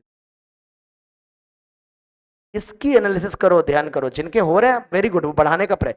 उनके लिए कह रहा हूं जिनके 100 से कम नंबर आ रहे हैं। और मैं क्या बैच पढ़ाने के बाद मुझे अनुभव नहीं है क्या कि कितने नंबर आ रहे होंगे तुम लग के। तुम्हारे करे कराए सवाल दे दें तो बात अलग है, नहीं तो मुझे लगता है मैक्सिमम जनता के देख लूंगा मैं कितने नंबर 120 के नीचे ही आ रहे होंगे। कुछ ही लोग होंगे जो 120 100 के ऊपर होंगे, सही है ना? ऐसा नहीं है, तुम्हें वो नहीं डर करा रहा हूं, बट स्ट्रैटेजी में भी कमी है। ऐसा थोड़ा ना तुमने इतना पढ़ा नहीं कि तुम्हें इतने नंबर ना आए। पढ़ा है, सिर्फ पढ़ते जा रहे हो, अप्लाई नहीं किया। रट के बोर्ड एग्जाम थोड़े ना करना है, जो पढ़ना है वो सीखना भी है। मैं एक अभी चाहता तो इससे 2 गुना पढ़ा देता 1.5 घंटे में। लेकिन हमने इतने सवाल क्यों किए, सवाल क्यों किए जाते हैं कि आप जो थ्योरी पढ़ रहे हो उसको अप्लाई तो करना सीख लो। वरना वो जो आपने 1 घंटे में थ्योरी पढ़ी उसका भी यूज क्या हुआ कि अगर आप अप्लाई नहीं कर पा रहे हो, है ना? इसलिए अपने अपने हिसाब से अपने अपने स्ट्रॉन्ग एरिया सबको पता है कहाँ से नंबर बटोरने हैं। और अपनी स्ट्रेटजी बना लो। आखिरी बहुत इंपॉर्टेंट, स्ट्रेटजी के साथ पढ़ाई करनी चाहिए, जिद नहीं पकड़नी, कभी भी ध्यान रखना। जेई के चाहे एग्जाम, एक सवाल अगर लग रहा है तुमसे, तुम्हें लग रहा है ऑर्गेनिक बहुत अच्छी है, लेकिन ऑर्गेनिक का सवाल अगर कठिन आ गया तो अकड़ो मत कि नहीं मेरी तो बहुत अच्छी, मुझे करना ही इस सवाल को। क्या पता, सब्जेक्ट के तुम विधाता थोड़े ना, हो सकता वही पेपर कठिन है जो तुम्हारा स्ट्रांग हो, है ना? हो सकता है जो तुम्हारा वीक हो वो ज्यादा सरल। मेरे साथ हो गया एक बार, प्रोबेबिलिटी, मुझे मुझे ऐसा फील आता था प्रोबेबिलिटी का, देख के छोड़ देता था मैं सवाल। ऐसा नहीं था कि मैं board level JEE main level question कर लेता था, लेकिन फिर भी मुझे एक डर था प्रोबेबिलिटी का कि यार इसमें कुछ भी बना देता है। और एक बार आईआईटी के पेपर में क्वेश्चन आया, मैंने देख के छोड़ दिया बाद में, मतलब पढ़ा ही नहीं। बाद में देखा कि वो क्वेश्चन आता था मुझे, मैं कर सकता था उसको। तो कोई जरूरी नहीं, डर होता है ना, आपके माइंडसेट नहीं होना चाहिए, डायनामिक माइंडसेट रखना है आपको। बदलाव होते रहते हैं। आपका जो कमजोर चैप्टर है उसका सरल सवाल आ सकता है, फॉर्मूला ही बेस्ड आ गया, कर दिया, आगे बढ़े। तो वहां पर पेपर करने का जैसे इतने सारे टेस्ट सीरीज में पेपर होते हैं तुम्हारे यहाँ, तो तुम उसमें स्ट्रेटजी अपनाओ, कैसे करना, नेगेटिव कम कैसे करने, स्कोर मैक्सिमाइज कैसे करना। वहां थोड़े ना एक्सपेरिमेंट करोगे, जो करना यहाँ करके एक बार एक सेट स्ट्रेटजी बना लो, आराम से के हिसाब से चलो, है ना? तो मेहनत करो, प्रैक्टिस बहुत जरूरी है। पेपर जरूर किया ना हो कोचिंग में पेपर तो भी 3 घंटे का टाइमर लगा के चाहे एनटीए का सॉल्व करो, एक पेपर जरूर सॉल्व करो हफ्ते में। और फुल टेस्ट सॉल्व करो, फुल लेंथ, ये नहीं कि हम 2 चैप्टर सॉल्व करें, फुल लेंथ सॉल्व करने की आदत डालो। अब जेई देने वाले हो 1 महीने बाद, तो फुल लेंथ सॉल्व करने की आदत डालो, फुल लेंथ। भले उसमें से तुमने 50% पढ़ा है, तुमने तुमने पूरे 25 में से 12 सवाल बनाए, और तुम्हें 25 में से कौन से 12 बना रहे हो वो इंपॉर्टेंट। एक एवेल्युएशन तो होगा, 2 चैप्टर के टेस्ट में तुम इवेल्युएट नहीं कर पाते ना अपने आप को। फुल लेंथ टेस्ट सॉल्व करो, पेपर में फुल लेंथ आने वाला है एग्जाम में। स्ट्रेटजी बहुत जरूरी है, हम बता रहे हैं, ठीक है ना?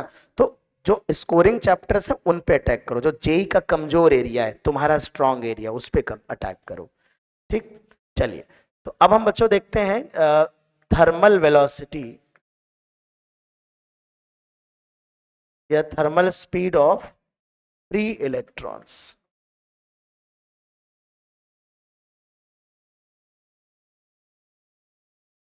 देखो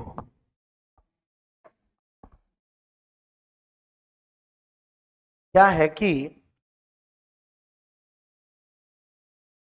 एक्चुअली जो मेटल्स होते हैं उनमें ढेरों फ्री इलेक्ट्रॉन होते हैं, और हमें पता है कि जब कोई मेटल बॉडी है, ये जैसे कोई मेटल बॉडी होती है, तो इसके अंदर जो फ्री इलेक्ट्रॉन होते हैं, ये बहुत सारे फ्री इलेक्ट्रॉन, ये बहुत सारे फ्री इलेक्ट्रॉन होते हैं बेटा, इसमें ढेरों फ्री इलेक्ट्रॉन होते हैं। ये जिगजैग रैंडम मोशन करते हैं। किसी मेटल के अंदर फ्री इलेक्ट्रॉन का मोशन बिल्कुल वैसा ही होता है जैसा आइडियल गैस के मॉलिक्यूल का कंटेनर के अंदर होता है। काइनेटिक थ्योरी ऑफ गैसेस में सर ने पढ़ाया होगा, ब्राउनियन मोशन होता है, जिगजैग मोशन होता है। वैसा ही मोशन हमारे इन फ्री इलेक्ट्रॉन्स का होता है। किसी भी टाइम पे देखोगे तो कोई इधर जाता दिखेगा, कोई इधर जाता, कोई इधर जाता दिखेगा, कोई इस तरफ, कोई इस।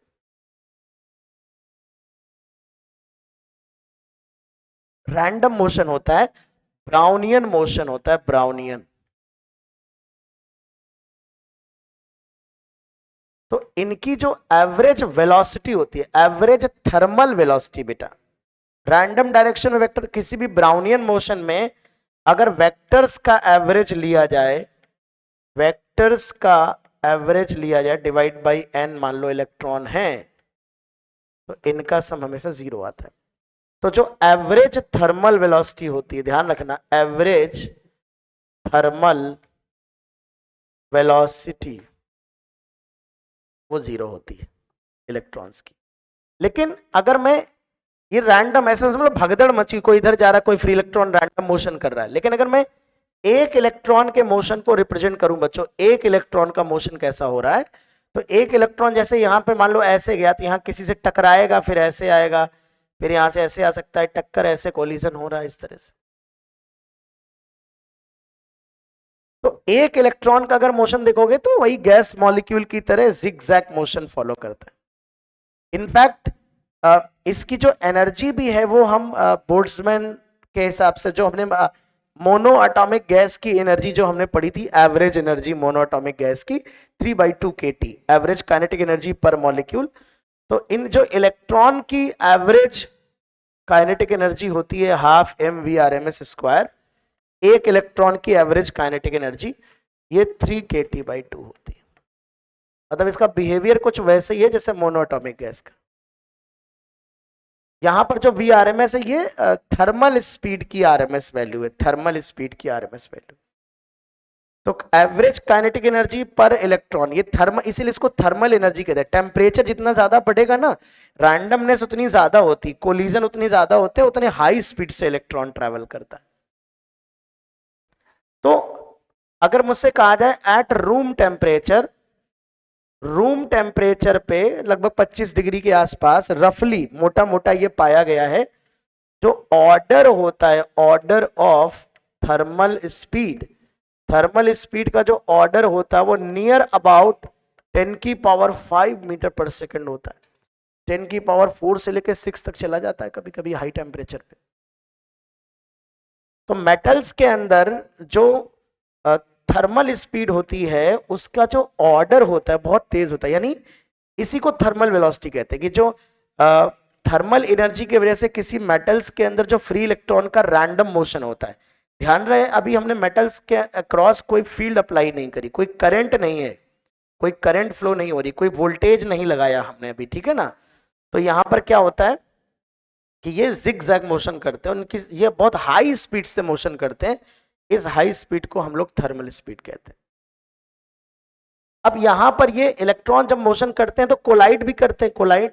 तो हमें पता है यहां पर एक टर्म होता है कोलिजन फ्रीक्वेंसी, रिलैक्सेशन टाइम। तो दो कोलिजन के बीच में जो टाइम है उसे रिलैक्सेशन टाइम कहते हैं, है ना। और रिलैक्सेशन टाइम बेसिकली एवरेज को देखते हैं, जैसे यहां से यहां तक फ्री टाइम था, यहां से यहां तक था, यहां से यहां तक था। तो जो रिलैक्सेशन टाइम होता है it is the average time, कोई पूछे नहीं रहा इसलिए मैं सुना देता हूं बस आपको, average time interval between two collisions, बिल्कुल केटीजी में आपने डिफाइन किए चीजें। एवरेज टाइम इंटरवल, दो कोलिजन के बीच का जो एवरेज टाइम होता है उसे रिलैक्सेशन टाइम कहते हैं, मीन फ्री टाइम कहते हैं। और दो कोलिजन के बीच में जो जो पाथ ट्रैवल करता है इसे फ्री पाथ कहते हैं। और ये फ्री पाथ जो होता है ये चेंज होता रहता है ना, तो हम लोग एक मीन फ्री पाथ निकालते हैं, लैम्डा, लैम्डा से रिप्रेजेंट करते हैं। मीन फ्री पाथ क्या होता है? Average distance travelled by an electron between two consecutive collision. दो कोलिजन के बीच में जो औसत दूरी होती है आपकी, है ना, गैस में आपने पढ़ा होगा, एक फॉर्मूला इसका बड़ा फेमस है, lambda is equal to 1/√2πd² n star या n/v। n/v को फिर kT लिखा होगा ऊपर, kT/p √2πd²p, है ना। जेई मेन में कई बार क्वेश्चन आए इस पे। तो ये लेकिन हमारे इलेक्ट्रॉन के लिए नहीं है, ये गैस के लिए, किसी प्रेशर और किसी उस पे तो काफी क्वेश्चन पूछे गए। अगर आप 2019 में देखेंगे तो लगभग हर शिफ्ट में क्वेश्चन आया के बाद भी क्वेश्चन पूछे गए। तो ऐसे यहां पर बच्चों इलेक्ट्रॉन का भी मीन फ्री पाथ होता है, मीन फ्री पाथ है ना, मीन फ्री पाथ होता है। तो दो तीन बातें समझना बच्चों। नॉर्मली हम क्या बताना चाह रहे हैं कि जो मेटल्स होते हैं उनमें फ्री इलेक्ट्रॉन्स होते हैं, उन फ्री इलेक्ट्रॉन्स के पास टेम्परेचर के कारण थर्मल एनर्जी होती है, और वो थर्मल एनर्जी के कारण electron zigzag random Brownian motion करते हैं, और वो बहुत हाई स्पीड में मोशन करते हैं, जिसे थर्मल स्पीड कहते हैं, जिसका ऑर्डर रूम टेम्परेचर पे 10⁵ रफली है, एग्जैक्ट डेटा नहीं है, 10⁵ मीटर पर सेकेंड के ऑर्डर का होता है, एक आइडिया देने के लिए बता रहा हूं। और इनका मोशन जिगजैग होता है। Number of collision in 1 second by an electron is called collision frequency. Average time interval between two collisions is called mean free time or relaxation time. And average distance between two consecutive collision, average distance traveled by the electron between two collisions is called mean free path, है ना। कुछ basic logic है। Electron का behaviour is just like a monoatomic gas type, तो उसकी जो energy होती है वो वही 3 डिग्री ऑफ फ्रीडम मान लेंगे मोनोएटॉमिक में, तीनों ट्रांसलेशन वाली, तो 3/2 kT एवरेज एनर्जी इसकी हो जाएगी, अगर टेम्परेचर देके कभी पूछ सकता है, ठीक है ना। तो ये बेसिक नेचर है कि कैसे मोशन होता है इलेक्ट्रॉन का। अब हम बात करते हैं कि अगर हम किसी मेटल के क्रॉस बैटरी लगाते हैं, पोटेंशियल डिफरेंस लगाते हैं, तो उसमें जब करंट फ्लो होती है तो इलेक्ट्रॉन का मोशन कैसा होता है।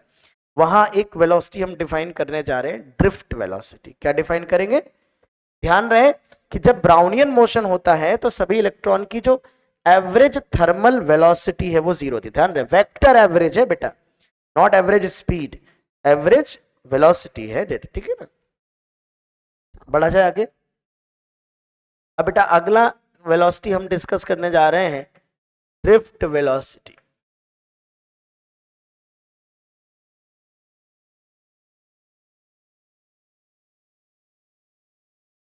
Drift velocity. अब बेसिकली बच्चों हम इसमें यह डिस्कस करेंगे कि अगर हम इस मेटल के अक्रॉस एक बैटरी लगा दें V वोल्ट की, सपोज दैट ये वाला पॉजिटिव टर्मिनल से कनेक्ट कर दें, ये वाला नेगेटिव टर्मिनल से कनेक्ट कर दें, तो इस मेटल के अंदर एक इलेक्ट्रिक फील्ड होगी जो हाई वोल्टेज से लो वोल्टेज की तरफ होगी। Due to this battery there will be an electric field from high potential point to low potential point. और इस इलेक्ट्रिक फील्ड के कारण इस इलेक्ट्रॉन पे एक फोर्स लगेगा Q इंटू ए। हर इलेक्ट्रॉन पे अगर मैं वेक्टर फॉर्म में देखूं तो फोर्स लगेगा Q इंटू ई, अगर मैं वेक्टर फॉर्म में लिखूं, जिसकी वजह से एक एक्सेलरेशन आएगा -QE/m, अगर m इलेक्ट्रॉन का मास। तो अब तुम देख सकते हो कि पहले जो इलेक्ट्रॉन का मोशन हो रहा था वो ब्राउनियन, प्योरली ब्राउनियन मोशन था, और रैंडम मोशन हो रहा था, जिगजैग मोशन हो रहा था, लेकिन क्योंकि उसके पास थर्मल एनर्जी थी और अगल बगल वालों से वो बार बार कोलाइड कर रहा था बेटा।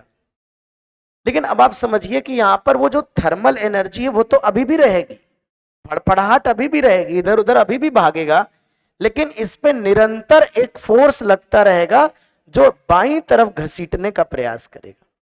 तुम ऐसे समझ लो मोदी जी की रैली में गए थे तुम, मतलब भगदड़ मच गई वहां पे, भीड़ बहुत थी, तुम फ्री इलेक्ट्रॉन समझो अपने आप को, अब तुम इधर टकरा रहे हो उधर टकरा रहे हो कुछ।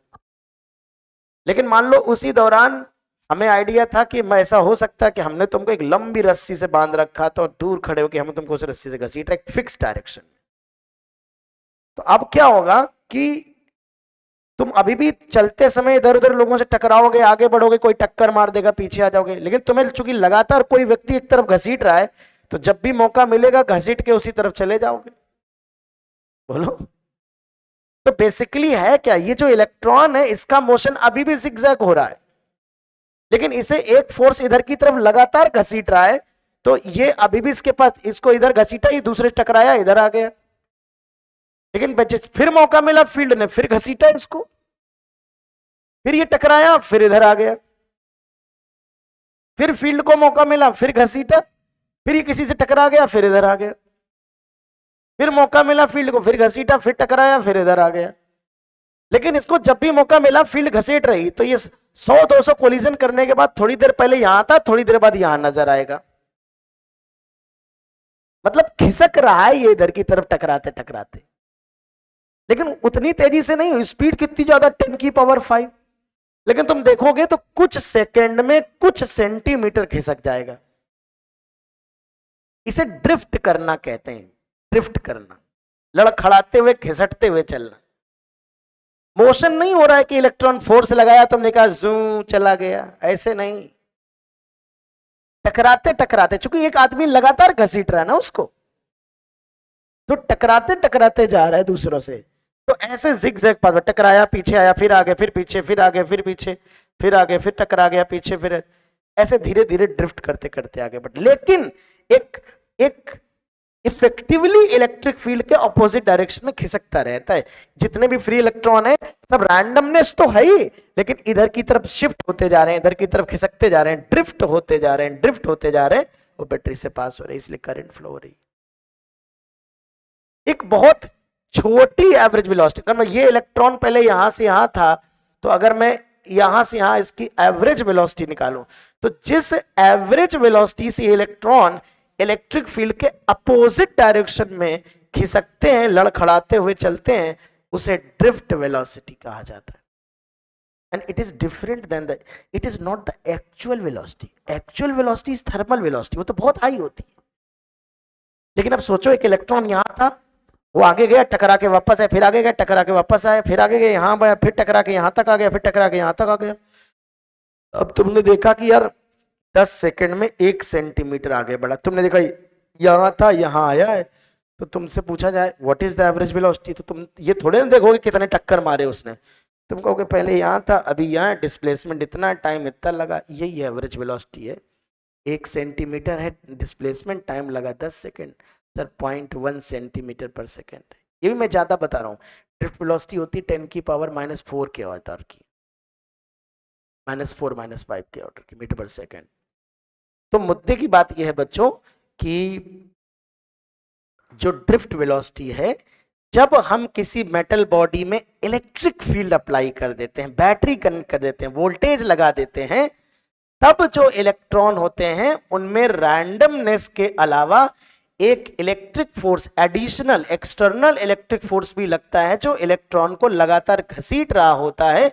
इसलिए इलेक्ट्रॉन रैंडमनेस होने के बावजूद, थर्मल रैंडमनेस होने के बावजूद, इलेक्ट्रॉन इलेक्ट्रिक फील्ड के फोर्स के कारण उसके अपोजिट डायरेक्शन में लड़खड़ाते हुए धीरे धीरे खिसकते रहते हैं, ड्रिफ्ट करते रहते हैं। तो जिस औसत वेलोसिटी से, जिस एवरेज वेलोसिटी से वो ड्रिफ्ट करते हैं, उसे हम ड्रिफ्ट वेलोसिटी कहते हैं। समझ में आ गई बात? तो देखो एवरेज वेलोसिटी हम कैसे निकालते हैं, बहुत सिंपल बात है बेटा। तो अगर हम ये मान लें कि हर एक इलेक्ट्रॉन को जो इलेक्ट्रिक फील्ड फोर्स लगा रही है वो इतनी लगा रही, और हम जो निकालेंगे एवरेज, जब निकालेंगे तो एक रिलैक्सेशन टाइम के लिए निकालेंगे, average interval between two collision. उसकी बात इसलिए है कि तुम ऐसा सोचोगे, ऐसा समझो सारे इलेक्ट्रॉन, रैंडमनेस थी उसमें, ब्राउनियन मोशन था, फील्ड लगाई, सब चलना स्टार्ट, हालांकि सबका कोलाइड करने का टाइम अलग अलग है, पर हम एक एवरेज टाइम ले लेते हैं।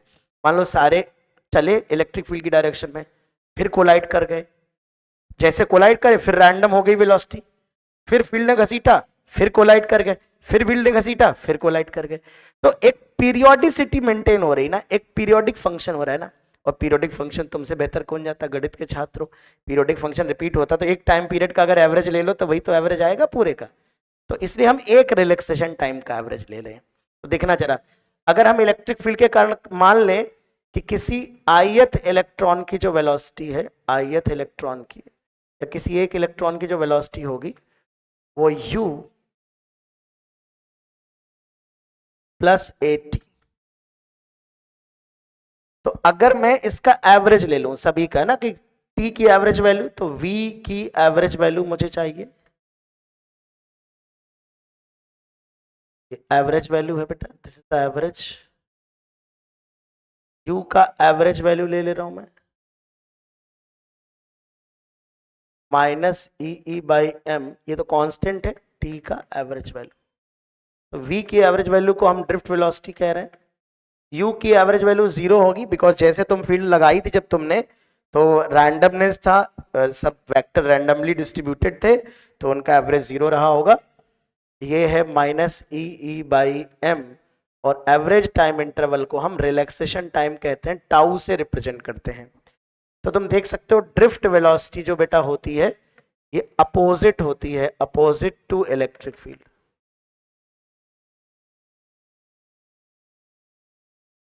तो इसकी जो मैग्नीट्यूड होगा वो ई टाउ बाई एम है। तो मैं हमेशा याद दिला देता हूं आपको, टाउ जो है बेटा ये रिलैक्सेशन टाइम, रिलैक्सेशन टाइम है, मीन फ्री टाइम भी बोलते हैं इसको, मीन फ्री टाइम भी बोलते हैं इसको। तो अगर याद रखने का बड़ा सिंपल तरीका है, v बराबर u प्लस ए टी याद रखो, तो u प्लस ए टी, तो u रख दो 0, और a हो गया q e by m, electrostatic force divide by mass, into time की जगह टाउ रख दो। तो तुम देख सकते हो it is directly proportional to the electric field, जितनी फील्ड ज्यादा लगाओगे ड्रिफ्ट वेलोसिटी उतनी ज्यादा आएगी, लेकिन फिर भी थर्मल वेलोसिटी से बहुत कम होती है। मुझे अगर सही याद है, इसमें एक बार चेक कर लेना, 10 की पावर -4 मीटर पर सेकंड के ऑर्डर की होती है रूम टेम्परेचर के आसपास, नॉर्मल फील्ड जब लगाते हो, बाकी तो फील्ड पे डिपेंड करती है। तो बट एक आइडिया दे रहा हूँ कि बहुत धीरे धीरे खिसकते हैं इलेक्ट्रॉन एक्चुअली। यहाँ एक टर्म और डिफाइन कर सकते हैं, मोबिलिटी। अच्छा एक चीज और समझो बेटा, किसी दी गए इलेक्ट्रिक फील्ड की टाउ क्या है, रिलैक्सेशन टाइम, मतलब दो कोलिजन के बीच का समय। जैसे जैसे टेम्परेचर बढ़ाते हैं बेटा, जैसे जैसे टेम्परेचर बढ़ाते हैं वैसे वैसे टाउ घटता है, ध्यान रखना। क्यों? टेम्परेचर में बढ़ाने से थर्मल एनर्जी बढ़ती, रैंडमनेस बढ़ती है, जल्दी जल्दी कोलाइड करते हैं, जल्दी जल्दी कोलाइड करते हैं ना, टाउ घट जाता है। तो टेम्परे अगर इलेक्ट्रिक फील्ड सेम रखा जाए पर टेम्परेचर बढ़ा दिया जाए तो टाउ घटेगा, तो ड्रिफ्ट वेलोसिटी क्या हो जाएगी, कम हो जाएगी, यानी टेम्परेचर पे डिपेंड करेगी, है ना। मोबिलिटी क्या होती है बेटा, मोबिलिटी में होती है it is drift velocity per unit electric field. तो ये ई टाउ बाई एम है, डिवाइड बाई ई, तो मोबिलिटी हो जाएगा हमारा ई टाउ बाई एम। तो drift velocity per unit electric field को हम मोबिलिटी कहते हैं।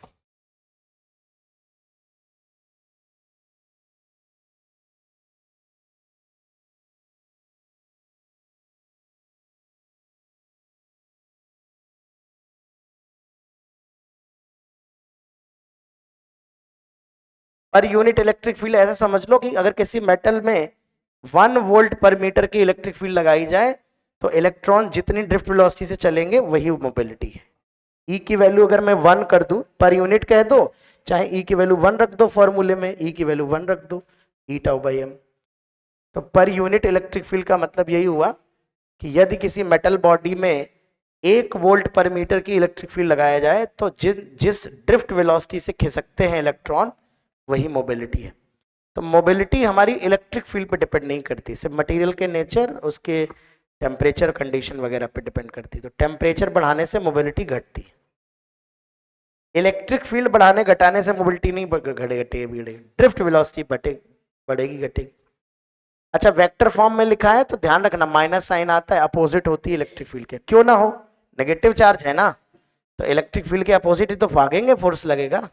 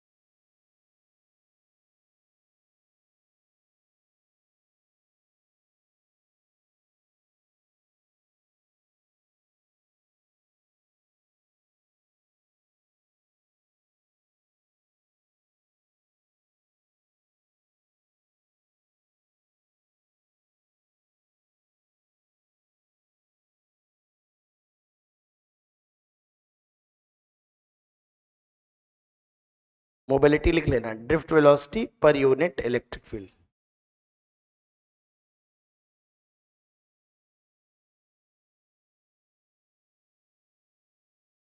VD by e simple ratio है। ये वाली बात भी इंपॉर्टेंट है, काम आए थ्योरेटिकल सवालों में, काम आएगी जे मेन में।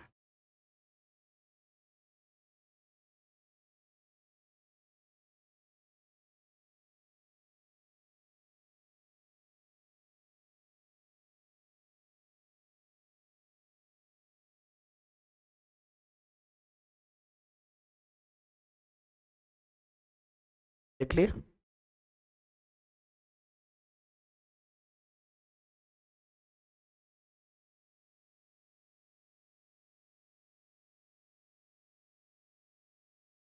रिलेशन बिटवीन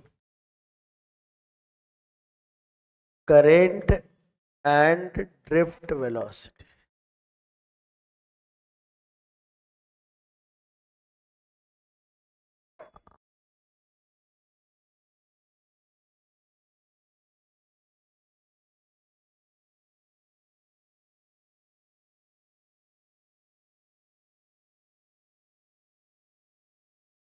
अच्छा बच्चों, कल हम लोगों ने इलेक्ट्रोस्टैटिक्स में डिस्कस किया था कि इलेक्ट्रोस्टैटिक कंडीशन में जहां चार्ज रुका होता है, कोई करंट फ्लो नहीं होती, मेटल के अंदर फील्ड क्या होती है? जीरो। लेकिन इलेक्ट्रोडायनेमिक कंडीशन में फील्ड जीरो नहीं होती। यहाँ पर हम ओम्स लॉ पढ़ेंगे, जे बराबर सिग्मा, यानी ये हमने मेटल ही तो लिया था, यहाँ पर हमारी इलेक्ट्रिक फील्ड होती है ना, और उसके अपोजिट डायरेक्शन में करंट फ्लो होती है। तो यदि किसी मेटल में करंट फ्लो हो रही है तो वहां इलेक्ट्रिक फील्ड हो सकती है। केवल इलेक्ट्रोस्टैटिक कंडीशन में कंडक्टर के अंदर फील्ड जीरो होती है, when there is no current on the surface of the conductor, when there is no current through the material of conductor, है ना बेटा? आइए, तो relation between current and drift velocity, मान लेते एक मेटल है, इसमें बहुत सारे फ्री इलेक्ट्रॉन्स हैं बेटा, बहुत सारे फ्री इलेक्ट्रॉन्स हैं इसमें,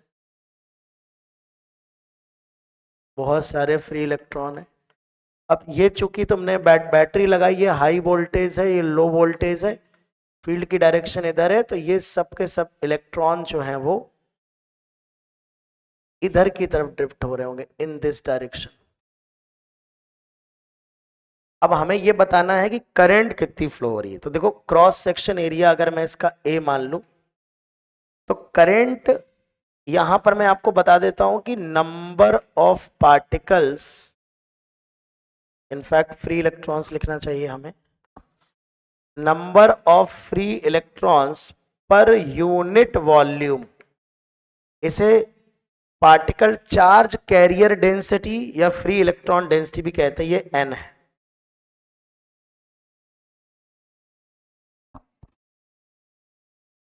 हाँ।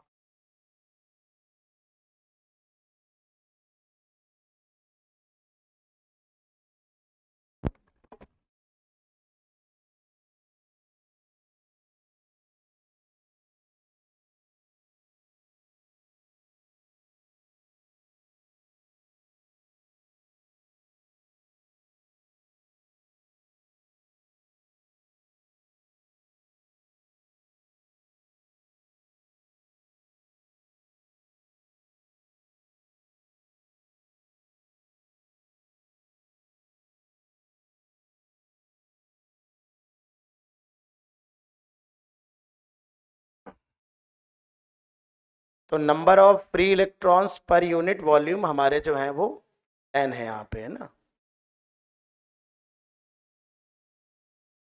तो यहाँ पर n electron per unit volume है, मतलब यूनिट वॉल्यूम में संख्या जो है फ्री इलेक्ट्रॉन्स की वो n है, ठीक। तो करंट बतानी है कि कितनी करंट फ्लो हो रही है, कितनी करंट हमें यहाँ पे फ्लो कर रहे हैं। तो अब अगर हम देखें यहाँ पर, तो हमें पता है कि किसी भी क्रॉस सेक्शन में एक सेकंड में जो चार्ज पास हो रहा है, एक सेकंड में जो चार्ज पास हो रहा है वही करंट है। तो एक सेकंड में कितना चार्ज पास हो रहा है ये हमें देखना है। तो अगर मैं मान लूं कि टी टाइम में मैं बता दूं कितना चार्ज पास हो रहा है, तो तुम देखो टी टाइम में जो इलेक्ट्रॉन डिस्टेंस ट्रेवल करेगा वो होगा वेलोसिटी इनटू टाइम। बोलो, ड्रिफ्ट वेलोसिटी से चल रहे हैं ना, बोलो। तो जो जो अगर मैं डी लेंथ का सिलेंडर ले लूं जिसकी लंबाई इतनी हो, डी लेंथ का सिलेंडर ले लूं जिसकी लंबाई इतनी हो, तो इस सिलेंडर के अंदर जितने इलेक्ट्रॉन है वो टी टाइम में यहां से पास हो जाएंगे, यहां से कि नहीं पास हो जाएंगे, वो तो क्योंकि जो ये वाले इलेक्ट्रॉन होंगे वो इतनी डिस्टेंस कवर करेंगे, तो जो आगे वाले होंगे तो ज्यादा निकल जाएंगे, तो क्रॉस नहीं कर जाएंगे इसको। समझ पा रहे हो क्या? तो इस पूरे सिलेंडर का जो वॉल्यूम है वो कितना है, तो वॉल्यूम हो जाएगा एरिया इंटू लेंथ। लेंथ कितनी है भैया? Vd into t. इतना वॉल्यूम है, इतना इतना वॉल्यूम, इतने वॉल्यूम के इलेक्ट्रॉन टी टाइम में यहां से गुजर जाएंगे। क्या समझ पा रहे हो? ये जो इलेक्ट्रॉन है ये यहां से कितनी दूर है? ये है इतनी डिस्टेंस पे, तो टी टाइम में ये vd into v into t, तो डिस्टेंस ट्रेवल करेगा, स्पीड इंटू टाइम। लेकिन जो आगे वाला होगा वही तो क्रॉस कर जाएगा, तो इसमें जितने भी इलेक्ट्रॉन है सब क्रॉस कर जाएंगे। तो इतने रीजन का वॉल्यूम है ये, volume area into length volume होता है सिलेंडर का। और यूनिट वॉल्यूम में इलेक्ट्रॉन इतने हैं, तो इसमें कितने इलेक्ट्रॉन हो जाएंगे? एन। इतने इलेक्ट्रॉन क्रॉस कर जाएंगे टी टाइम, ये संख्या है इलेक्ट्रॉन की। एक इलेक्ट्रॉन का चार्ज ई है तो ये चार्ज हो जाएगा क्यू। टी टाइम में क्रॉस सेक्शन से जो चार्ज गुजरेगा वो इतना है। हमें करंट चाहिए, करंट हो जाएगा क्यू बाई टी, तो करंट हो जाएगा टी घट जाएगा, n E A V d हो जाएगा। तो जो करंट होती है वो होती है n E A V d. और इसे याद रखने का एक तरीका ये भी होता है, लोग वी ना याद कर लेते हैं। वी डी मतलब चाहो तो वी लिख लो, डी मत लगाओ, V D for drift velocity है, V E N A, V ना। V for drift velocity, E for electron charge, N for charge carrier density, A for cross section area. ठीक है ना, A for cross section area. ठीक है, तो इतना, ये हमारा V N E A V D है। करंट डेंसिटी चाहिए, करंट डेंसिटी, तो करंट डेंसिटी है आई अपॉन ए, एरिया से डिवाइड कर दोगे तो एन ई वी डी हो जाए, एन ई वी डी हो जाएगा। ठीक है, तो आज इतना ही करेंगे। आज का लेक्चर बेसिक था, बट आता है क्वेश्चन मेंस में आ जाता है इस पे भी।